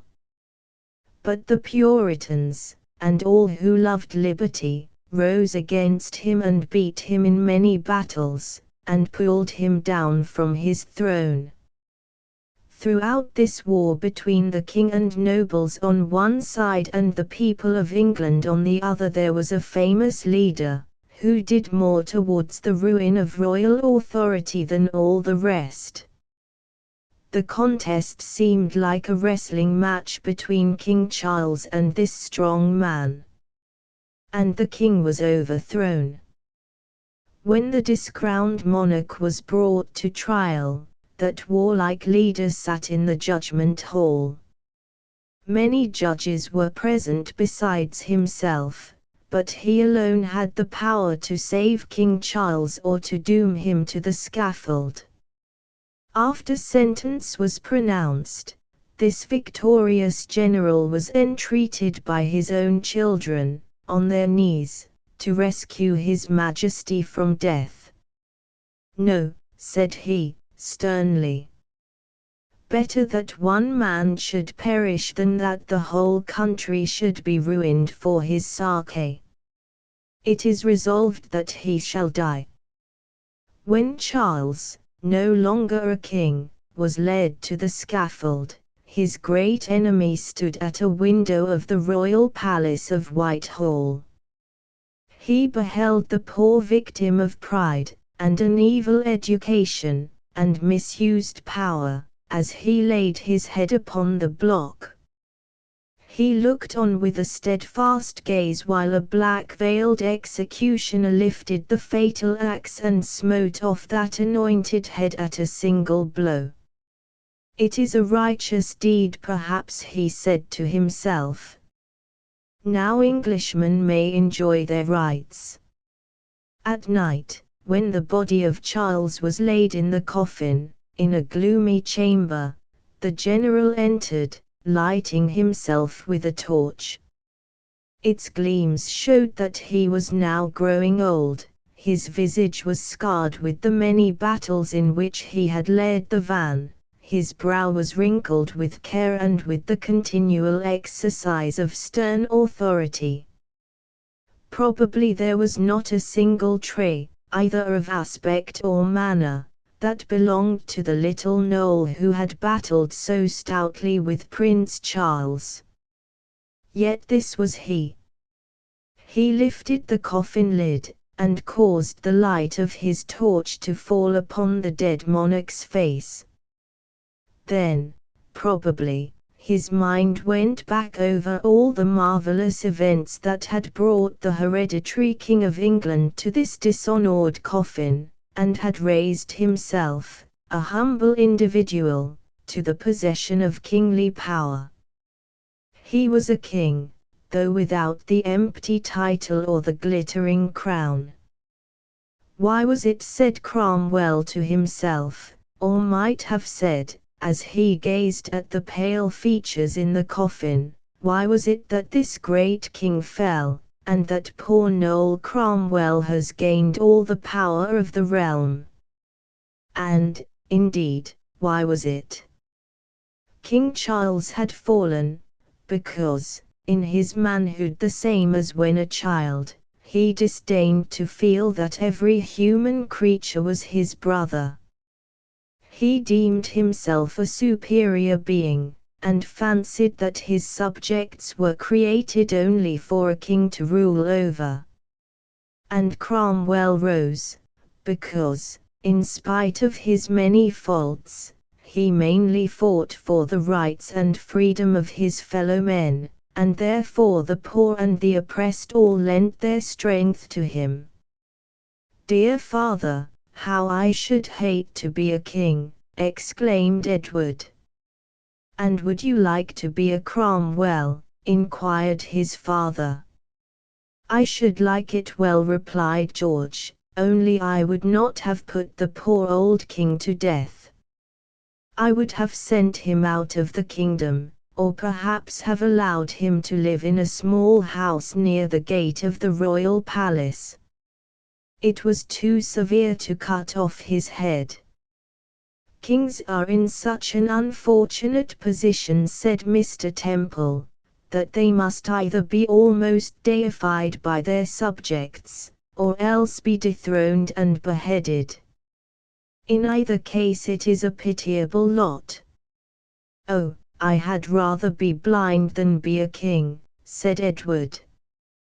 "Well, my dear Edward," observed his mother, with a smile, "I am glad you are convinced that your own lot is not the hardest in the world." Chapter 7. It was a pleasant sight, for those who had eyes, to see how patiently the blinded little boy now submitted to what he had at first deemed an intolerable calamity. The beneficent Creator has not allowed our comfort to depend on the enjoyment of any single sense. Though He has made the world so very beautiful, yet it is possible to be happy without ever beholding the blue sky, or the green and flowery earth, or the kind faces of those whom we love. Thus it appears that all the external beauty of the universe is a free gift from God over and above what is necessary to our comfort. How grateful, then, should we be to that divine benevolence, which showers even superfluous bounties upon us. One truth, therefore, which Edward's blindness had taught him was, that his mind and soul could dispense with the assistance of his eyes. Doubtless, however, he would have found this lesson far more difficult to learn had it not been for the affection of those around him. His parents, and George and Emily, aided him to bear his misfortune. If possible, they would have lent him their own eyes. And this, too, was a good lesson for him. It taught him how dependent on one another God has ordained us to be, insomuch that all the necessities of mankind should incite them to mutual love. So Edward loved his friends, and perhaps all the world, better than he ever did before. And he felt grateful towards his father for spending the evenings in telling him stories, more grateful, probably, than any of my little readers will feel towards me for so carefully writing these same stories down.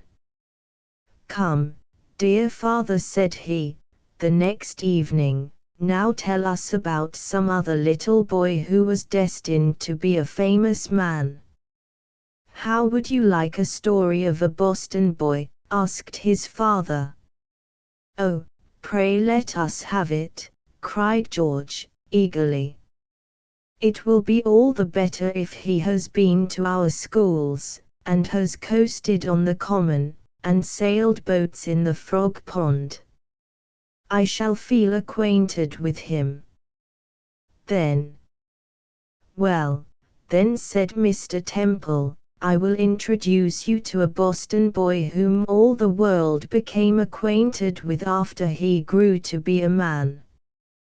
The story was as follows: Benjamin Franklin, born 1706, died 1790, in the year 1716, or about that period. A boy used to be seen in the streets of Boston who was known among his schoolfellows and playmates by the name of Ben Franklin. Ben was born in 1706, so that he was now about 10 years old. His father, who had come over from England, was a soap boiler and tallow chandler, and resided in Milk Street, not far from the Old South Church. Ben was a bright boy at his book, and even a brighter one when at play with his comrades. He had some remarkable qualities which always seemed to give him the lead, whether at sport or in more serious matters.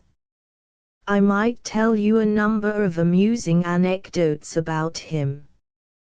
You are acquainted, I suppose, with his famous story of the whistle, and how he bought it, with a whole pocket full of coppers, and afterwards repented of his bargain. But Ben had grown a great boy since those days, and had gained wisdom by experience, for it was one of his peculiarities, that no incident ever happened to him without teaching him some valuable lesson. Thus he generally profited more by his misfortunes than many people do by the most favorable events that could befall them. Ben's face was already pretty well known to the inhabitants of Boston. The select men and other people of note often used to visit his father, for the sake of talking about the affairs of the town or province. Mr. Franklin was considered a person of great wisdom and integrity, and was respected by all who knew him, although he supported his family by the humble trade of boiling soap and making tallow candles. While his father and the visitors were holding deep consultations about public affairs, little Ben would sit on his stool in a corner, listening with the greatest interest, as if he understood every word. Indeed, his features were so full of intelligence that there could be but little doubt, not only that he understood what was said, but that he could have expressed some very sagacious opinions out of his own mind. But in those days boys were expected to be silent in the presence of their elders. However, Ben Franklin was looked upon as a very promising lad, who would talk and act wisely by and by. Neighbor Franklin, his father's friends, would sometimes say, "You ought to send this boy to college and make a minister of him." "I have often thought of it," his father would reply, "and my brother Benjamin promises to give him a great many volumes of manuscript sermons, in case he should be educated for the church. But I have a large family to support, and cannot afford the expense." In fact, Mr. Franklin found it so difficult to provide bread for his family, that, when the boy was 10 years old, it became necessary to take him from school. Ben was then employed in cutting candle wicks into equal lengths and filling the molds with tallow, and many families in Boston spent their evenings by the light of the candles which he had helped to make. Thus, you see, in his early days, as well as in his manhood, his labors contributed to throw light upon dark matters. Busy as his life now was, Ben still found time to keep company with his former schoolfellows. He and the other boys were very fond of fishing, and spent many of their leisure hours on the margin of the mill pond, catching flounders, perch, eels, and tomahcod, which came up thither with the tide. The place where they fished is now, probably, covered with stone pavements and brick buildings, and thronged with people and with vehicles of all kinds. But at that period it was a marshy spot on the outskirts of the town, where gulls flitted and screamed overhead and salt meadow grass grew underfoot.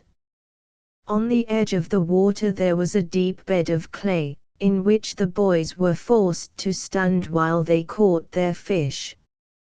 Here they dabbled in mud and mire like a flock of ducks. "This is very uncomfortable," said Ben Franklin one day to his comrades, while they were standing mid-leg deep in the quagmire.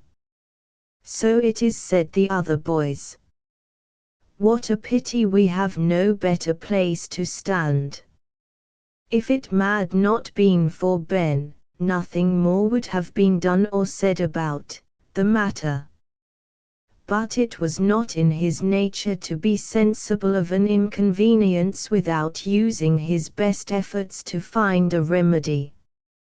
So, as he and his comrades were returning from the waterside, Ben suddenly threw down his string of fish with a very determined air.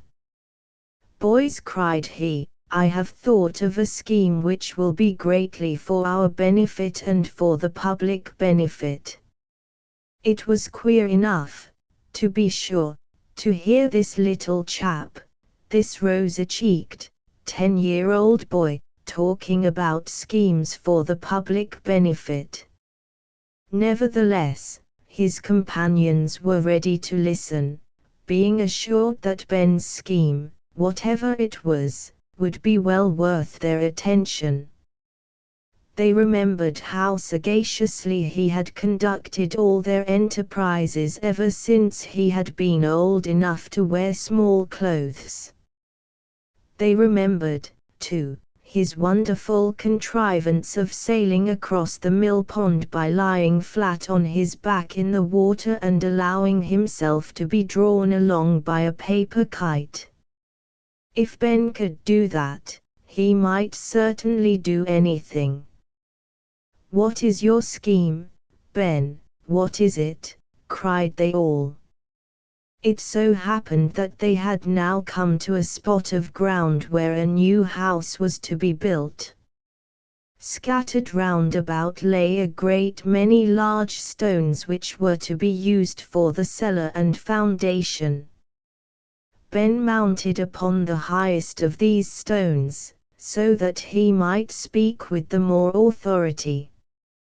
"You know, lads," said he, "what a plague it is to be forced to stand in the quagmire yonder, over shoes and stockings, if we wear any, in mud and water. See, I am bedaubed to the knees of my small clothes, and you are all in the same pickle. Unless we can find some remedy for this evil, our fishing business must be entirely given up. And, surely, this would be a terrible misfortune." "That it would, said his comrades, sorrowfully. "Now, I propose," continued Master Benjamin, "that we build a wharf, for the purpose of carrying on our fisheries. You see these stones? The workmen mean to use them for the underpinning of a house, but that would be for only one man's advantage. My plan is to take these same stones and carry them to the edge of the water and build a wharf with them. This will not only enable us to carry on the fishing business with comfort and to better advantage, but it will likewise be a great convenience to boats passing up and down the stream. Thus, instead of one man, 50, or 100, or 1,000, besides ourselves, may be benefited by these stones. What say you, lads? Shall we build the wharf?" Bell's proposal was received with one of those uproarious shouts wherewith boys usually express their delight at whatever completely suits their views. Nobody thought of questioning the right and justice of building a wharf with stones that belonged to another person. "Hurrah, hurrah," shouted they. "Let's set about it." It was agreed that they should all be on the spot that evening and commence their grand public enterprise by moonlight. Accordingly, at the appointed time, the whole gang of youthful laborers assembled, and eagerly began to remove the stones. They had not calculated how much toil would be requisite in this important part of their undertaking. The very first stone which they laid hold of proved so heavy that it almost seemed to be fastened to the ground. Nothing but Ben Franklin's cheerful and resolute spirit could have induced them to persevere. Ben, as might be expected, was the soul of the enterprise. By his mechanical genius, he contrived methods to lighten the labor of transporting the stones, so that one boy, under his directions, would perform as much as half a dozen if left to themselves. Whenever their spirits flagged he had some joke ready, which seemed to renew their strength, by setting them all into a roar of laughter. And when, after an hour or two of hard work, the stones were transported to the waterside, Bell Franklin was the engineer to superintend the construction of the wharf. The boys, like a colony of ants, performed a great deal of labor by their multitude, though the individual strength of each could have accomplished but little. Finally, just as the moon sank below the horizon, the great work was finished. "Now, boys," cried Ben, "let's give 3 cheers and go home to bed. Tomorrow we may catch fish at our ease." "Hurrah, hurrah, hurrah," shouted his comrades. Then they all went home in such an ecstasy of delight that they could hardly get a wink of sleep. The story was not yet finished, but George's impatience caused him to interrupt it. "How I wish that I could have helped to build that wharf," exclaimed he. "It must have been glorious fun. Ben Franklin forever, say I." "It was a very pretty piece of work," said Mr. Temple. "But wait till you hear the end of the story." "Father," inquired Edward, "whereabouts in Boston was the mill pond on which Ben built his wharf?" "I do not exactly know," answered Mr. Temple, "but I suppose it to have been on the northern verge of the town, in the vicinity of what are now called Merrimack and Charlestown streets. That thronged portion of the city was once a marsh. Some of it, in fact, was covered with water." Chapter 8. As the children had no more questions to ask, Mr. Temple proceeded to relate what consequences ensued from the building of Bell Franklin's wharf.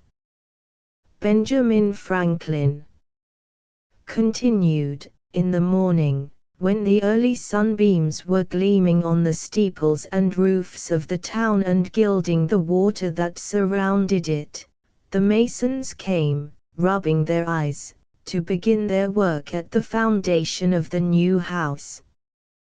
But, on reaching the spot, they rubbed their eyes so much the harder. What had become of their heap of stones? "Why," some said one to another, in great perplexity, "here's been some witchcraft at work while we were asleep. The stones must have flown away through the air." "More likely they have been stolen," answered Sam.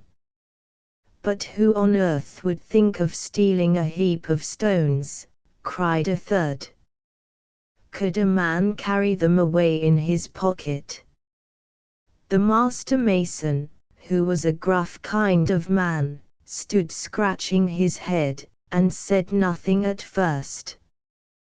But, looking carefully on the ground, he discerned innumerable tracks of little feet, some with shoes and some barefoot. Following these tracks with his eye, he saw that they formed a beaten path towards the waterside.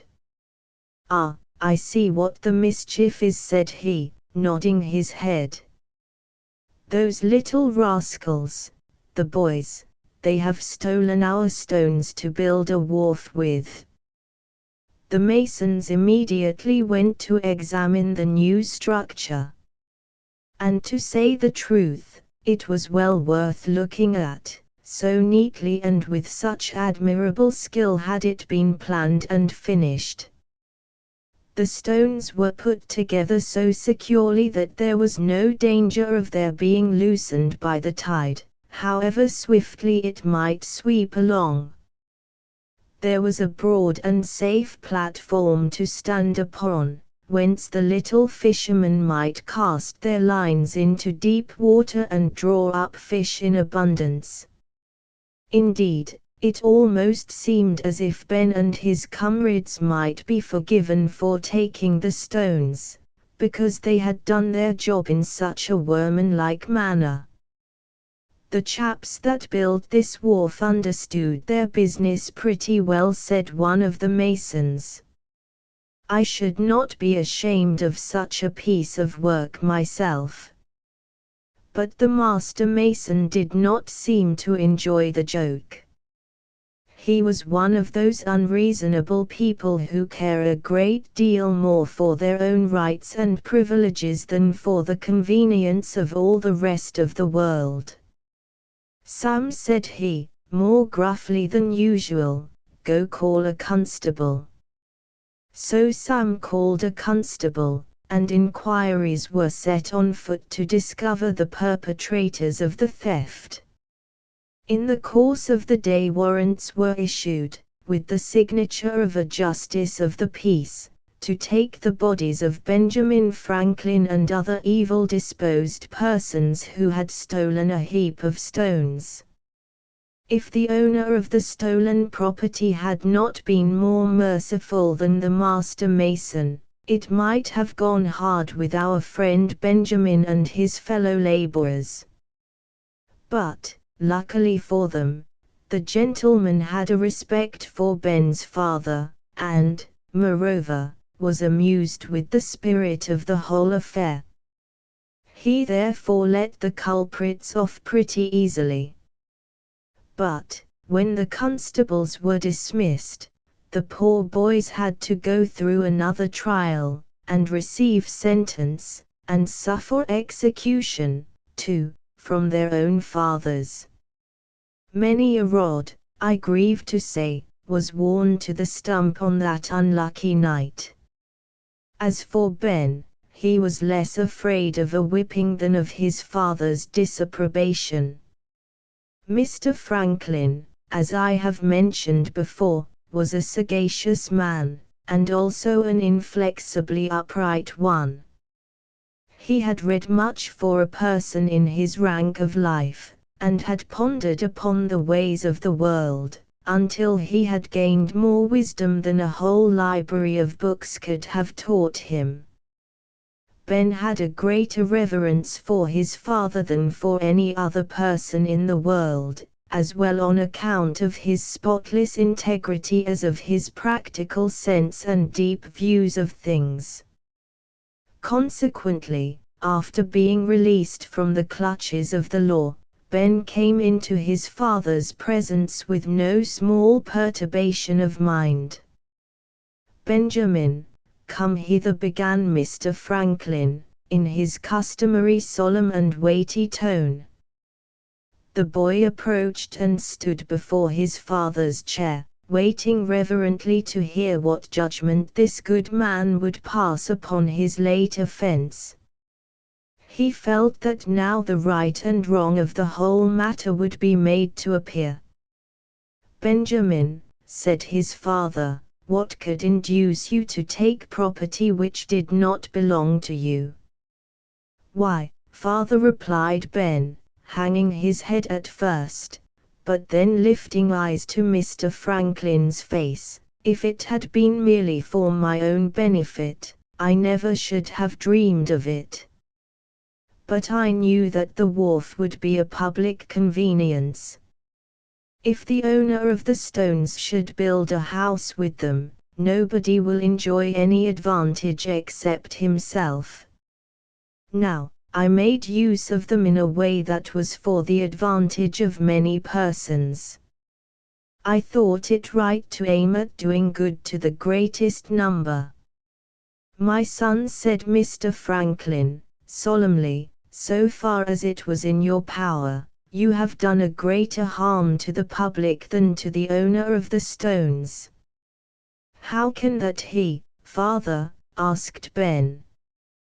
Because, answered his father, in building your wharf with stolen materials, you have committed a moral wrong. There is no more terrible mistake than to violate what is eternally right for the sake of a seeming expediency. Those who act upon such a principle do the utmost in their power to destroy all that is good in the world. Heaven forbid, said Benjamin. No act, continued Mr. Franklin, can possibly be for the benefit of the public generally which involves injustice to any individual. It would be easy to prove this by examples. But, indeed, can we suppose that our all-wise and just Creator would have so ordered the affairs of the world that a wrong act should be the true method of attaining a right end? It is impious to think so. And I do verily believe, Benjamin, that almost all the public and private misery of mankind arises from a neglect of this great truth, that evil can produce only evil, that good ends must be wrought out by good means. I will never forget it again, said Benjamin, bowing his head. Remember, concluded his father, that, whenever we vary from the highest rule of right, just so far we do an injury to the world. It may seem otherwise for the moment, but, both in time and in eternity, it will be found so.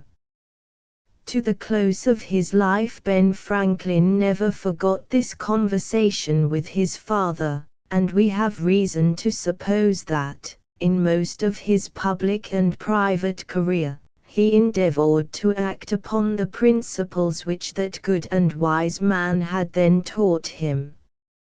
After the great event of building the wharf, Ben continued to cut wick yarn and fill candle molds for about 2 years. But, as he had no love for that occupation, his father often took him to see various artisans at their work, in order to discover what trade he would prefer. Thus Ben learned the use of a great many tools, the knowledge of which afterwards proved very useful to him. But he seemed much inclined to go to sea. In order to keep him at home, and likewise to gratify his taste for letters, the lad was bound apprentice to his elder brother, who had lately set up a printing office in Boston. Here he had many opportunities of reading new books and of hearing instructive conversation. He exercised himself so successfully in writing compositions, that, when no more than 13 or 14 years old, he became a contributor to his brother's newspaper. Ben was also a versifier, if not a poet. He made 2 doleful ballads, one about the shipwreck of Captain Worthilake, and the other about the pirate Blackbeard, who, not long before, infested the American seas. When Ben's verses were printed, his brother sent him to sell them to the townspeople wet from the press. "Buy my ballads," shouted Benjamin, as he trudged through the streets with a basketful on his arm. "Who'll buy a ballad about Blackbeard? A penny apiece." a penny apiece. Who'll buy my ballads? If one of those roughly composed and rudely printed ballads could be discovered now, it would be worth more than its weight in gold. In this way our friend Benjamin spent his boyhood and youth, until, on account of some disagreement with his brother, he left his native town and went to Philadelphia. He landed in the latter city, a homeless and hungry young man, and bought 3 pence worth of bread to satisfy his appetite. Not knowing where else to go, he entered a Quaker meeting house, sat down, and fell fast asleep. He has not told us whether his slumbers were visited by any dreams. But it would have been a strange dream, indeed, and an incredible one, that should have foretold how great a man he was destined to become, and how much he would be honored in that very city where he was now friendless and unknown. So here we finish our story of the childhood of Benjamin Franklin. One of these days, if you would know what he was in his manhood, you must read his own works and the history of American independence. Do let us hear a little more of him, said Edward. Not that I admire him so much as many other characters, but he interests me, because he was a Yankee boy. My dear son, replied Mr. Temple, it would require a whole volume of talk to tell you all that is worth knowing about Benjamin Franklin. There is a very pretty anecdote of his flying a kite in the midst of a thunderstorm, and thus drawing down the lightning from the clouds and proving that it was the same thing as electricity. His whole life would be an interesting story, if we had time to tell it. But, pray, dear father, tell us what made him so famous, said George. I have seen his portrait a great many times. There is a wooden bust of him in one of our streets, and marble ones, I suppose, in some other places. And towns, and ships of war, and steamboats, and banks, and academies, and children are often named after Franklin. Why should he have grown so very famous? Your question is a reasonable one, George, answered his father. I doubt whether Franklin's philosophical discoveries, important as they were, or even his vast political services, would have given him all the fame which he acquired. It appears to me that Poor Richard's Almanac did more than anything else towards making him familiarly known to the public. As the writer of those proverbs which Poor Richard was supposed to utter, Franklin became the counselor and household friend of almost every family in America. Thus it was the humblest of all his labors that has done the most for his fame. I have read some of those proverbs, remarked Edward, but I do not like them. They are all about getting money or saving it. Well, said his father, they were suited to the condition of the country, and their effect, upon the whole, has doubtless been good, although they teach men but a very small portion of their duties. Chapter 9. Hitherto Mr. Temple's narratives had all been about boys and men. But, the next evening, he bethought himself that the quiet little Emily would perhaps be glad to hear the story of a child of her own sex. He therefore resolved to narrate the youthful adventures of Christina, of Sweden, who began to be a queen at the age of no more than 6 years. If we have any little girls among our readers, they must not suppose that Christina is set before them as a pattern of what they ought to be. On the contrary, the tale of her life is chiefly profitable as showing the evil effects of a wrong education, which caused this daughter of a king to be both useless and unhappy. Here follows the story. Queen Christina, born 1626, died 1689, in the royal palace at Stockholm, the capital city of Sweden. There was born, in 1626, a little princess. The king, her father, gave her the name of Christina, in memory of a Swedish girl with whom he had been in love. His own name was Gustavus Adolphus, and he was also called the Lion of the North, because he had gained greater fame in war than any other prince or general then alive. With this valiant king for their commander, the Swedes had made themselves terrible to the Emperor of Germany and to the King of France, and were looked upon as the chief defense of the Protestant religion. The little Christina was by no means a beautiful child. To confess the truth, she was remarkably plain. The queen, her mother, did not love her so much as she ought, partly, perhaps, on account of Christina's want of beauty, and also because both the king and queen had wished for a son, who might have gained as great renown in battle as his father had.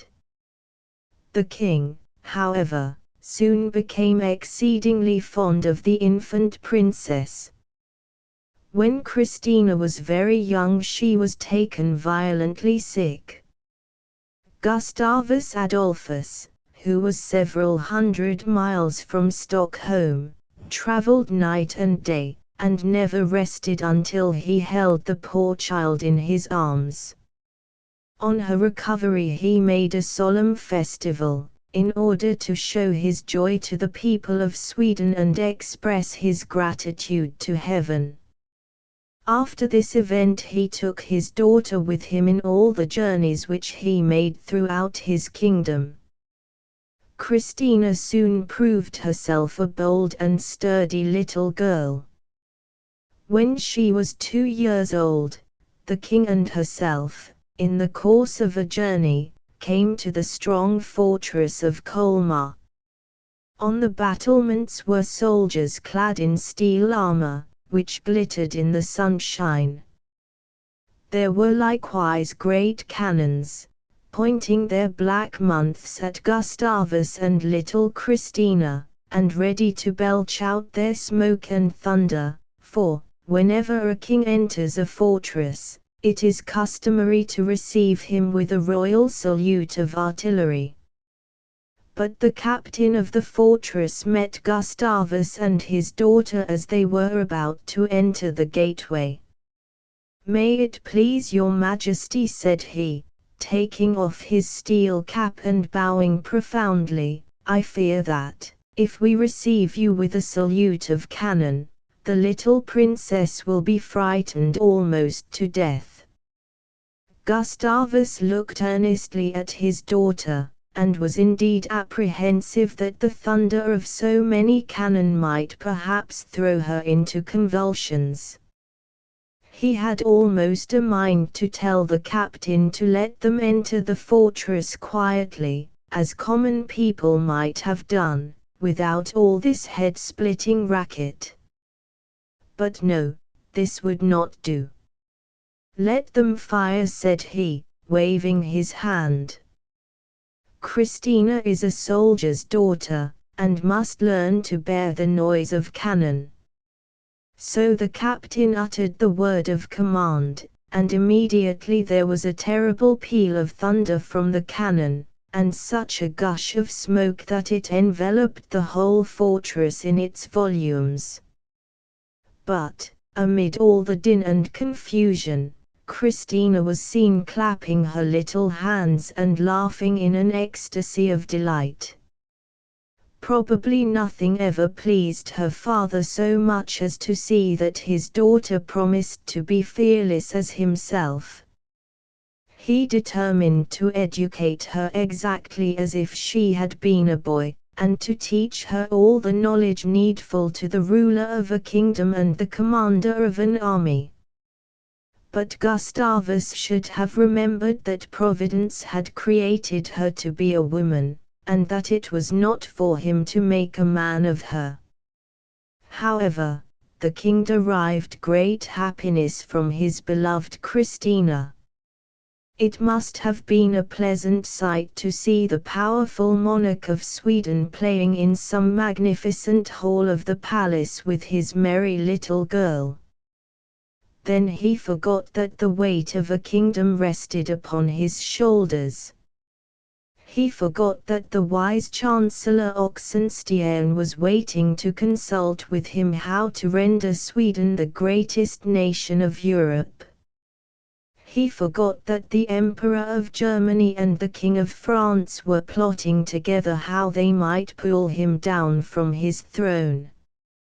Yes, Gustavus forgot all the perils, and cares, and pompous irksomeness of a royal life, and was as happy, while playing with his child, as the humblest peasant in the realm of Sweden.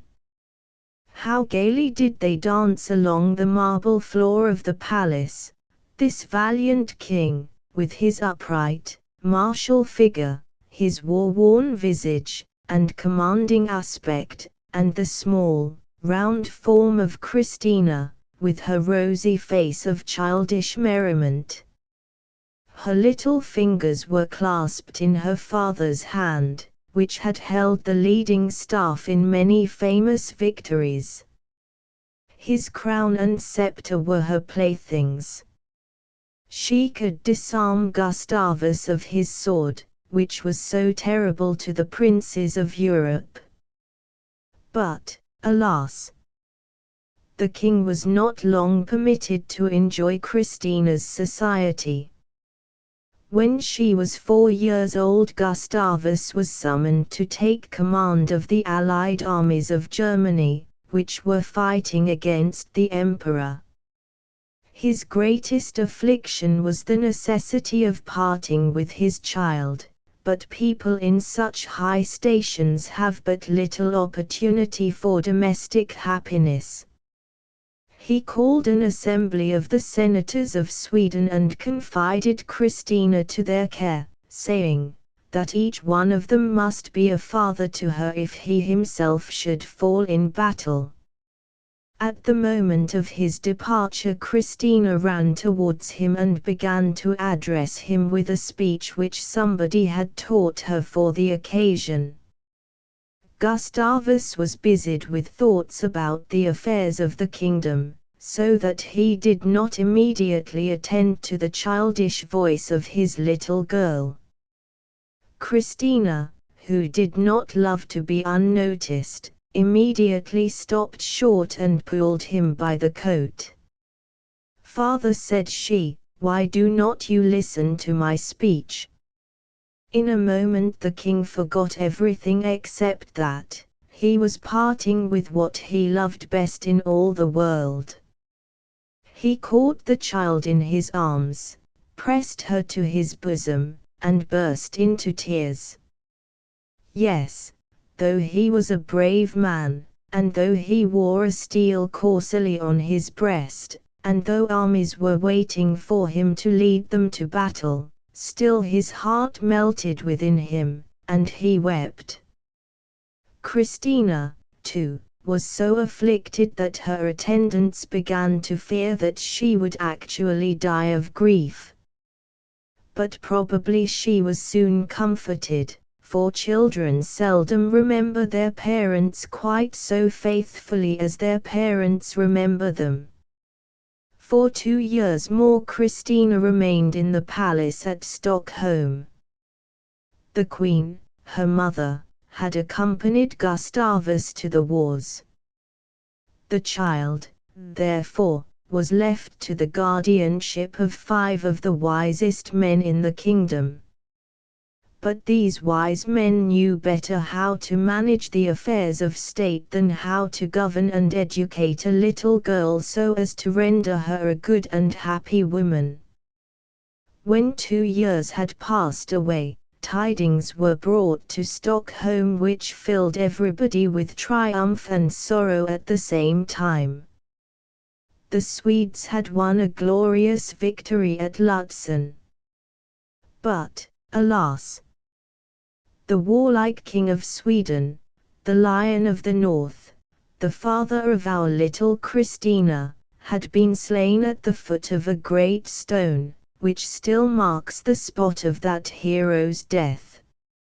Soon after this sad event, a General Assembly, or Congress, consisting of deputations from the nobles, the clergy, the burghers, and the peasants of Sweden, was summoned to meet at Stockholm. It was for the purpose of declaring little Christina to be Queen of Sweden and giving her the crown and scepter of her deceased father. Silence being proclaimed, the Chancellor Oxenstierna arose. "We desire to know," said he, "whether the people of Sweden will take the daughter of our dead king, Gustavus Adolphus, to be their queen." When the Chancellor had spoken, an old man, with white hair and in coarse apparel, stood up in the midst of the assembly. He was a peasant, Lars Larsson by name, and had spent most of his life in laboring on a farm. "Who is this daughter of Gustavus?" asked the old man. "We do not know her." "Let her be shown to us." Then Christina was brought into the hall and placed before the old peasant. It was strange, no doubt, to see a child, a little girl of 6 years old, offered to the Swedes as their ruler instead of the brave king, her father, who had led them to victory so many times. Could her baby fingers wield a sword in war? Could her childish mind govern the nation wisely in peace? But the Swedes do not appear to have asked themselves these questions. Old Lars Larsson took Christina up in his arms and gazed earnestly into her face. He had known the great Gustavus well, and his heart was touched when he saw the likeness which the little girl bore to that heroic monarch. "Yes," cried he, with the tears gushing down his furrowed cheeks, "this is truly the daughter of our Gustavus. Here is her father's brow, here is his piercing eye. She is his very picture. This child shall be our queen." Then all the proud nobles of Sweden, and the reverend clergy, and the burghers, and the peasants, knelt down at the child's feet and kissed her hand. "Long live Christina, Queen of Sweden," shouted they. Even after she was a woman-grown, Christina remembered the pleasure which she felt in seeing all of those men at her feet and hearing them acknowledge her as their supreme ruler. Poor child! She was yet to learn that power does not ensure happiness. As yet, however, she had not any real power. All the public business, it is true, was transacted in her name, but the kingdom was governed by a number of the most experienced statesmen, who were called a regency. But it was considered necessary that the little queen should be present at the public ceremonies, and should behave just as if she were in reality the ruler of the nation. When she was 7 years of age, some ambassadors from the Tsar of Muscovy came to the Swedish court. They wore long beards, and were clad in a strange fashion, with furs and other outlandish ornaments, and as they were inhabitants of a half-civilized country, they did not behave like other people. The Chancellor Oxenstiern was afraid that the young queen would burst out a-laughing at the first sight of these queer ambassadors, or else that she would be frightened by their unusual aspect. "Why should I be frightened?" said the little queen. "And do you suppose that I have no better manners than to laugh? Only tell me how I must behave, and I will do it." Accordingly, the Muscovite ambassadors were introduced, and Christina received them and answered their speeches with as much dignity and propriety as if she had been a grown woman. All this time, though Christina was now a queen, you must not suppose that she was left to act as she pleased. She had a preceptor, named John Matthias, who was a very learned man and capable of instructing her in all the branches of science. But there was nobody to teach her the delicate graces and gentle virtues of a woman. She was surrounded almost entirely by men, and had learned to despise the society of her own sex. At the age of 9 years she was separated from her mother, whom the Swedes did not consider a proper person to be entrusted with the charge of her. No little girl who sits by a New England fireside has cause to envy Christina in the royal palace at Stockholm. Yet she made great progress in her studies. She learned to read the classical authors of Greece and Rome, and became a great admirer of the heroes and poets of old times. Then, as for active exercises, she could ride on horseback as well as any man in her kingdom. She was fond of hunting, and could shoot at a mark with wonderful skill. But dancing was the only feminine accomplishment with which she had any acquaintance. She was so restless in her disposition that none of her attendants were sure of a moment's quiet neither day nor night. She grew up, I am sorry to say, a very unamiable person, ill-tempered, proud, stubborn, and, in short, unfit to make those around her happy or to be happy herself. Let every little girl, who has been taught self-control and a due regard for the rights of others, thank heaven that she has had better instruction than this poor little Queen of Sweden. At the age of 18 Christina was declared free to govern the kingdom by herself without the aid of a regency. At this period of her life she was a young woman of striking aspect, a good figure, and intelligent face, but very strangely dressed. She wore a short habit of grey cloth, with a man's vest over it, and a black scarf around her neck, but no jewels nor ornaments of any kind. Yet, though Christina was so negligent of her appearance, there was something in her air and manner that proclaimed her as the ruler of a kingdom. Her eyes, it is said, had a very fierce and haughty look. Old General Wrangel, who had often caused the enemies of Sweden to tremble in battle, actually trembled himself when he encountered the eyes of the Queen. But it would have been better for Christina if she could have made people love her, by means of soft and gentle looks, instead of affrighting them by such terrible glances. And now I have told you almost all that is amusing or instructive in the childhood of Christina. Only a few more words need be said about her, for it is neither pleasant nor profitable to think of many things that she did after she grew to be a woman.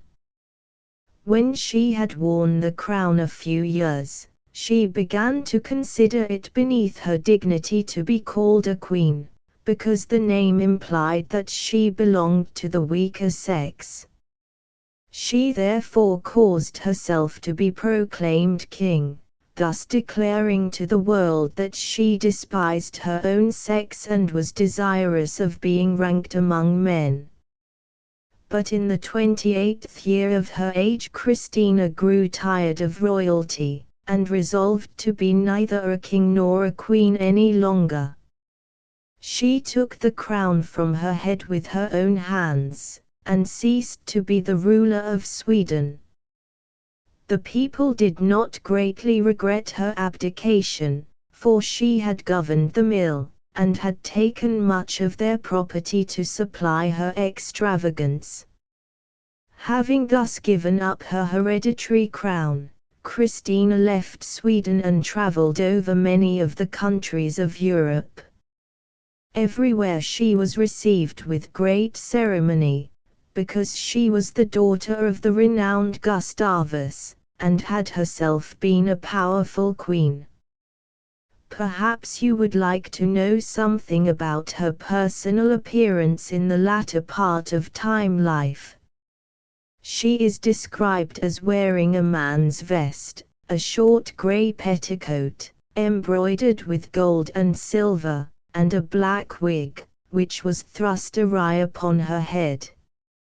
She wore no gloves, and so seldom washed her hands that nobody could tell what had been their original color.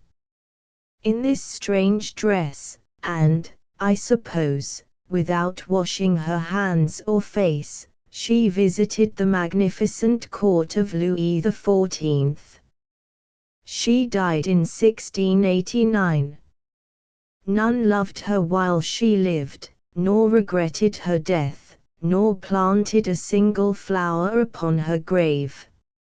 Happy are the little girls of America, who are brought up quietly and tenderly at the domestic hearth, and thus become gentle and delicate women. May none of them ever lose the loveliness of their sex by receiving such an education as that of Queen Christina. Emily, timid, quiet, and sensitive, was the very reverse of little Christina. She seemed shocked at the idea of such a bold and masculine character as has been described in the foregoing story. "I never could have loved her," whispered she to Mrs. Temple, and then she added, with that love of personal neatness which generally accompanies purity of heart, "It troubles me to think of her unclean hands." "Christina was a sad specimen of womankind indeed," said Mrs. Temple. "But it is very possible for a woman to have a strong mind, and to be fitted for the active business of life, without losing any of her natural delicacy. Perhaps some time or other Mr. Temple will tell you a story of such a woman." It was now time for Edward to be left to repose. His brother George shook him heartily by the hand, and hoped, as he had hoped 20 times before, that tomorrow or the next day Ned's eyes would be strong enough to look the sun right in the face. "Thank you, George," replied Edward, smiling, "but I am not half so impatient as at first. If my bodily eyesight were as good as yours, perhaps I could not see things so distinctly with my mind's eye. But now there is a light within which shows me the little Quaker artist, Ben West, and Isaac Newton with his windmill, and stubborn Sam Johnson, and stout Noel Cromwell, and shrewd Ben Franklin, and little Queen Christina, with the Swedes kneeling at her feet. It seems as if I really saw these personages face to face. So I can bear the darkness outside of me pretty well." When Edward ceased speaking, Emily put up her mouth and kissed him as her farewell for the night. "Ah, I forgot," said Edward, with a sigh. "I cannot see any of your faces." "What would it signify to see all the famous people in the world, if I must be blind to the faces that I love?" "You must try to see us with your heart, my dear child," said his mother. Edward went to bed somewhat dispirited, but, quickly falling asleep, was visited with such a pleasant dream of the sunshine and of his dearest friends that he felt the happier for it all the next day. And we hope to find him still happy when we meet again. End of the Project Gutenberg ebook Biographical Stories ******* Updated editions will replace the previous one, the old editions will be renamed. Creating the works from print editions not protected by U.S. copyright law means that no one owns a United States copyright in these works, so the Foundation, and you, can copy and distribute it in the United States without permission and without paying copyright royalties. Special rules, set forth in the general terms of use part of this license, apply to copying and distributing Project Gutenberg trademark symbol electronic works to protect the Project Gutenberg trademark symbol concept and trademark. Project Gutenberg is a registered trademark, and may not be used if you charge for an ebook, except by following the terms of the trademark license, including paying royalties for use of the Project Gutenberg trademark. If you do not charge anything for copies of this ebook, complying with the trademark license is very easy. You may use this ebook for nearly any purpose such as creation of derivative works, reports, performances and research.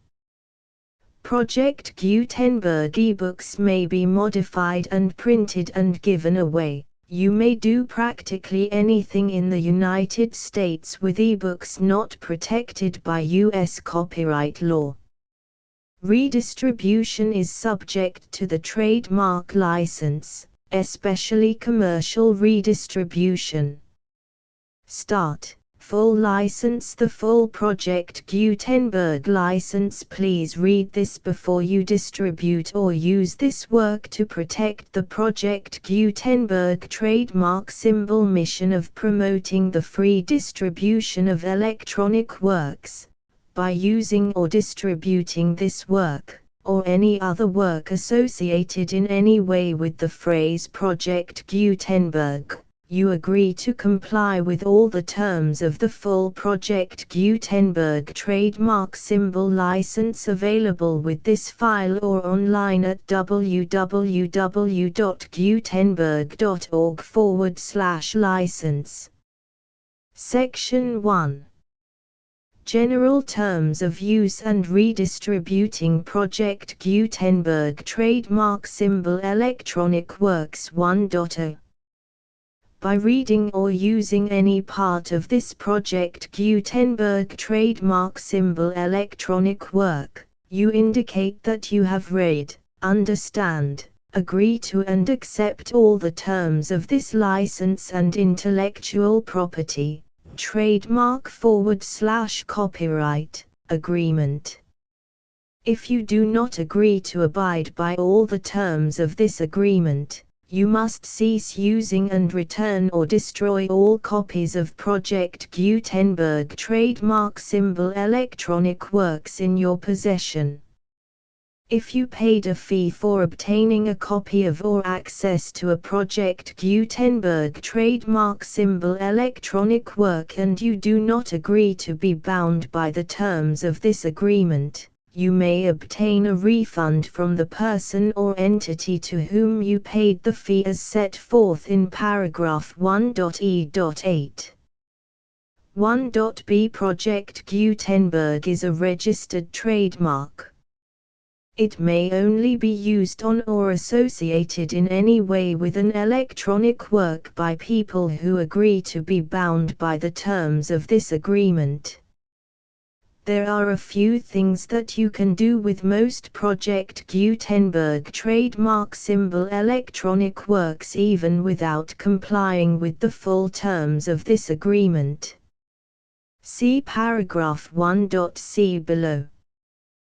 There are a lot of things you can do with Project Gutenberg trademark symbol electronic works if you follow the terms of this agreement and help preserve free future access to Project Gutenberg trademark symbol electronic works. See paragraph 1.e below.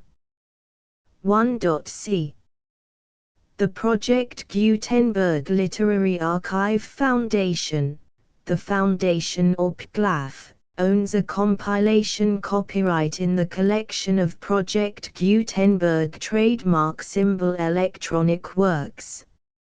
Nearly all the individual works in the collection are in the public domain in the United States. If an individual work is unprotected by copyright law in the United States and you are located in the United States, we do not claim a right to prevent you from copying, distributing, performing, displaying or creating derivative works based on the work as long as all references to Project Gutenberg are removed. Of course, we hope that you will support the Project Gutenberg trademark symbol mission of promoting free access to electronic works by freely sharing Project Gutenberg trademark symbol works in compliance with the terms of this agreement for keeping the Project Gutenberg trademark symbol name associated with the work. You can easily comply with the terms of this agreement by keeping this work in the same format with its attached full Project Gutenberg trademark symbol license when you share it without charge with others. 1.d The copyright laws of the place where you are located also govern what you can do with this work. Copyright laws in most countries are in a constant state of change. If you are outside the United States, check the laws of your country in addition to the terms of this agreement before downloading, copying, displaying, performing, distributing or creating derivative works based on this work or any other Project Gutenberg trademark symbol work. The Foundation makes no representations concerning the copyright status of any work in any country other than the United States. 1.e Unless you have removed all references to Project Gutenberg. 1.e.1 The following sentence, with active links to, or other immediate access to, the full Project Gutenberg trademark symbol license must appear prominently whenever any copy of a Project Gutenberg trademark symbol work, any work on which the phrase Project Gutenberg appears, or with which the phrase Project Gutenberg is associated, is accessed, displayed, performed, viewed, copied or distributed. This ebook is for the use of anyone anywhere in the United States and most other parts of the world at no cost and with almost no restrictions whatsoever. You may copy it, give it away or reuse it under the terms of the Project Gutenberg license included with this ebook or online at www.gutenberg.org. If you are not located in the United States, you will have to check the laws of the country where you are located before using this ebook. 1.e.2 If an individual Project Gutenberg trademark symbol electronic work is derived from texts not protected by U.S. copyright law, does not contain a notice indicating that it is posted with permission of the copyright holder, the work can be copied and distributed to anyone in the United States without paying any fees or charges. If you are redistributing or providing access to a work with the phrase Project Gutenberg associated with or appearing on the work, you must comply either with the requirements of paragraphs 1.e.1 through 1.e.7 or obtain permission for the use of the work and the Project Gutenberg trademark symbol trademark as set forth in paragraphs 1.e.8 or 1.e.9. 1.e.3. If an individual Project Gutenberg trademark symbol electronic work is posted with the permission of the copyright holder, your use and distribution must comply with both paragraphs 1.e.1 through 1.e.7 and any additional terms imposed by the copyright holder. Additional terms will be linked to the Project Gutenberg trademark symbol license for all works posted with the permission of the copyright holder found at the beginning of this work. 1.e.4. Do not unlink or detach or remove the full Project Gutenberg trademark symbol license terms from this work, or any files containing a part of this work or any other work associated with Project Gutenberg trademark symbol. 1.e.5. Do not copy, display, perform, distribute or redistribute this electronic work, or any part of this electronic work, without prominently displaying the sentence set forth in paragraph 1.e.1 with active links or immediate access to the full terms of the Project Gutenberg trademark symbol license. 1.e.6. You may convert to and distribute this work in any binary, compressed, marked up, non-proprietary or proprietary form, including any word processing or hypertext form. However, if you provide access to or distribute copies of a Project Gutenberg trademark symbol work in a format other than plain vanilla ASCII or other format used in the official version posted on the official Project Gutenberg trademark symbol website, www.gutenberg.org, you must, at no additional cost, fee or expense to the user, provide a copy, a means of exporting a copy, or a means of obtaining a copy upon request, of the work in its original plain vanilla ASCII or other form. Any alternate format must include the full Project Gutenberg trademark symbol license as specified in paragraph 1.e.1. 1.e.7. Do not charge a fee for access to, viewing, displaying, performing, copying or distributing any Project Gutenberg trademark symbol works unless you comply with paragraph 1.e.8 or 1.e.9. 1.e.8. You may charge a reasonable fee for copies of or providing access to or distributing Project Gutenberg trademark symbol electronic works provided that you pay a royalty fee of 20% of the gross profits you derive from the use of Project Gutenberg trademark symbol works calculated using the method you already use to calculate your applicable taxes. The fee is owed to the owner of the Project Gutenberg trademark symbol trademark, but he has agreed to donate royalties under this paragraph to the Project Gutenberg Literary Archive Foundation. Royalty payments must be paid within 60 days following each date on which you prepare, or are legally required to prepare, your periodic tax returns. Royalty payments should be clearly marked as such and sent to the Project Gutenberg Literary Archive Foundation at the address specified in Section 4. Information about donations to the Project Gutenberg Literary Archive Foundation. You provide a full refund of any money paid by a user who notifies you in writing, or by email, within 30 days of receipt that he does not agree to the terms of the full Project Gutenberg trademark symbol license.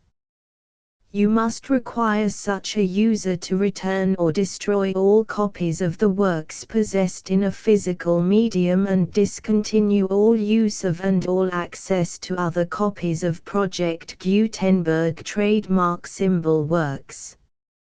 You provide, in accordance with paragraph 1.f.3, a full refund of any money paid for a work or a replacement copy, if a defect in the electronic work is discovered and reported to you within 90 days of receipt of the work. You comply with all other terms of this agreement for free distribution of Project Gutenberg trademark symbol works. 1.e.9. If you wish to charge a fee or distribute a Project Gutenberg trademark symbol electronic work or group of works on different terms than are set forth in this agreement, you must obtain permission in writing from the Project Gutenberg Literary Archive Foundation, the manager of the Project Gutenberg trademark symbol trademark. Contact the Foundation as set forth in Section 3 below. 1.f1.f.1. Project Gutenberg volunteers and employees expend considerable effort to identify, do copyright research on, transcribe and proofread works not protected by U.S. copyright law in creating the Project Gutenberg trademark symbol collection. Despite these efforts, Project Gutenberg trademark symbol electronic works, and the medium on which they may be stored, may contain defects such as, but not limited to, incomplete, inaccurate or corrupt data, transcription errors, a copyright or other intellectual property infringement, a defective or damaged disk or other medium, a computer virus, or computer codes that damage or cannot be read by your equipment. 1.f.2. Limited warranty, disclaimer of damages, except for the right of replacement or refund described in paragraph 1.f.3, the Project Gutenberg Literary Archive Foundation, the owner of the Project Gutenberg trademark symbol trademark, and any other party distributing a Project Gutenberg trademark symbol electronic work under this agreement, disclaim all liability to you for damages, costs and expenses, including legal fees. You agree that you have no remedies for negligence, strict liability, breach of warranty or breach of contract except those provided in paragraph 1.f.3. You agree that the Foundation, the trademark owner, and any distributor under this agreement will not be liable to you for actual, direct, indirect, consequential, punitive or incidental damages even if you give notice of the possibility of such damage. 1.f.3. Limited right of replacement or refund, If you discover a defect in this electronic work within 90 days of receiving it, you can receive a refund of the money, if any, you paid for it by sending a written explanation to the person you received the work from. If you received the work on a physical medium, you must return the medium with your written explanation. The person or entity that provided you with the defective work may elect to provide a replacement copy in lieu of a refund. If you received the work electronically, the person or entity providing it to you may choose to give you a second opportunity to receive the work electronically in lieu of a refund. If the second copy is also defective, you may demand a refund in writing without further opportunities to fix the problem. 1.f.4 Except for the limited right of replacement or refund set forth in paragraph 1.f.3, this work is provided to you as is, with no other warranties of any kind, express or implied, including but not limited to warranties of merchantability or fitness for any purpose. 1.f.5 Some states do not allow disclaimers of certain implied warranties or the exclusion or limitation of certain types of damages. If any disclaimer or limitation set forth in this agreement violates the law of the state applicable to this agreement, the agreement shall be interpreted to make the maximum disclaimer or limitation permitted by the applicable state law. The invalidity or unenforceability of any provision of this agreement shall not void the remaining provisions.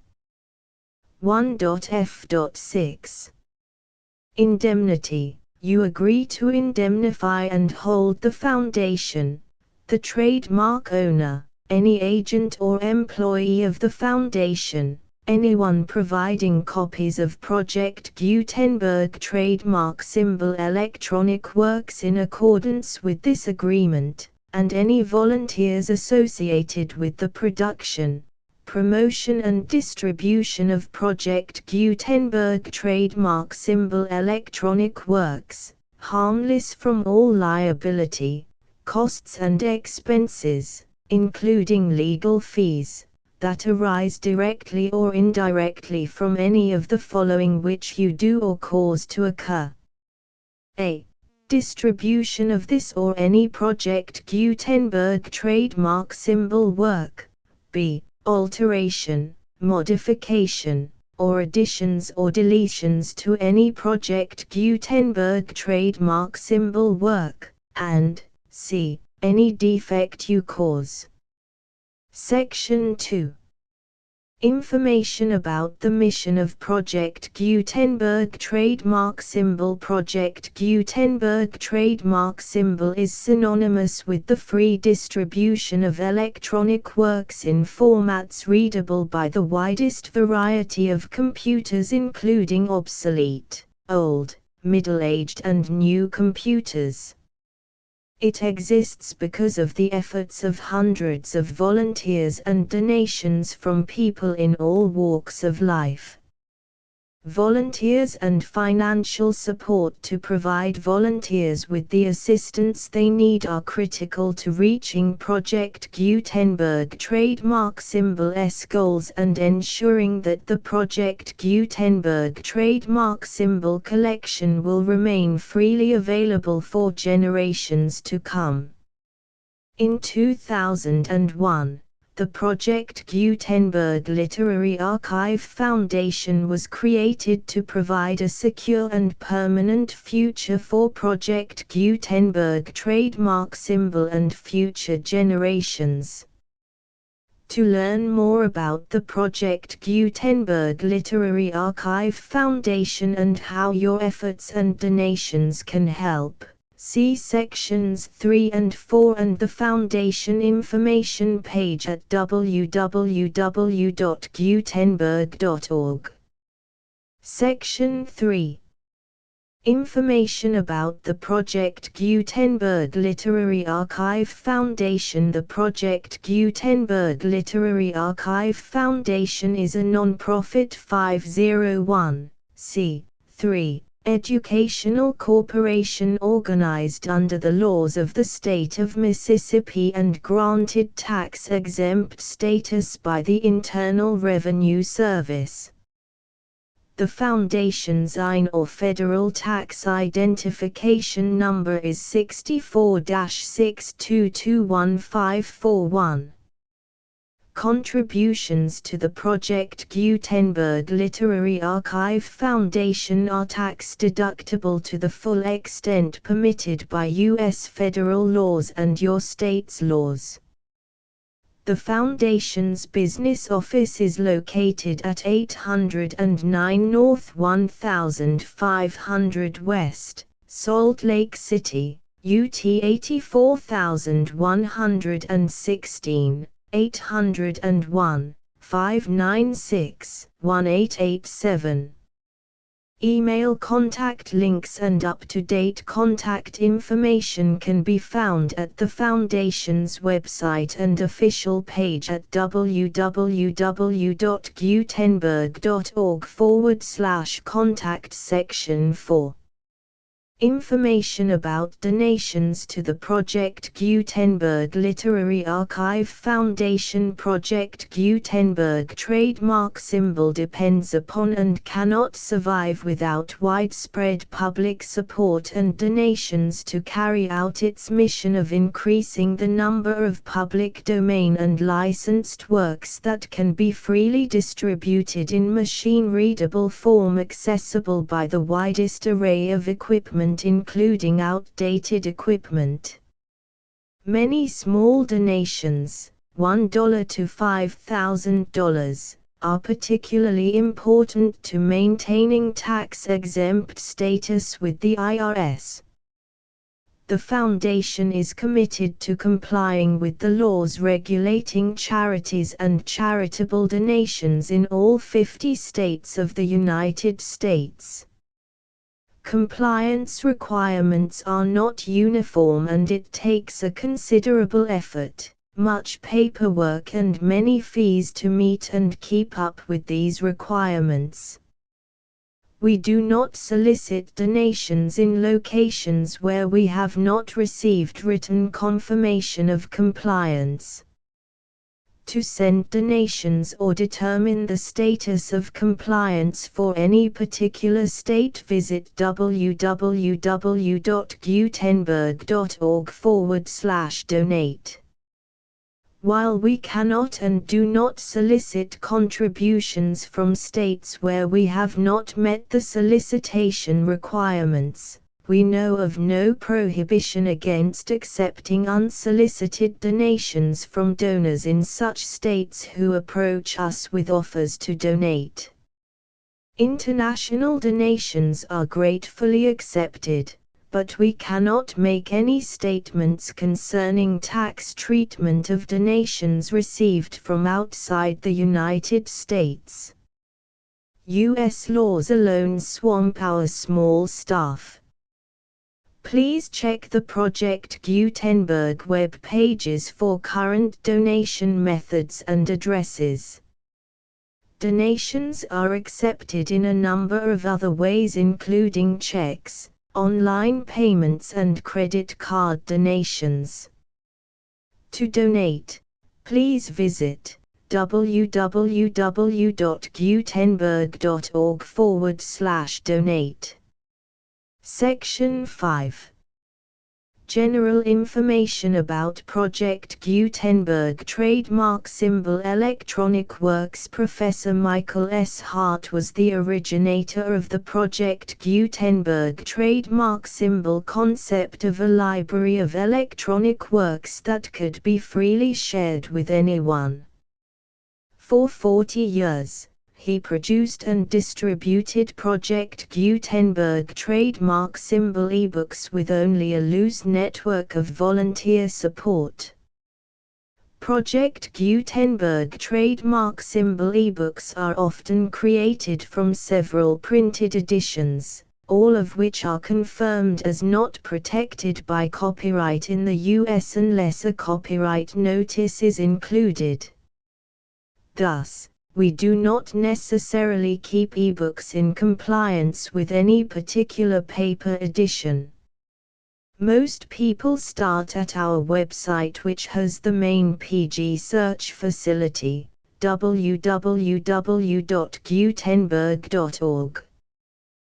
This website includes information about Project Gutenberg trademark symbol, including how to make donations to the Project Gutenberg Literary Archive Foundation, how to help produce our new ebooks, and how to subscribe to our email newsletter to hear about new ebooks.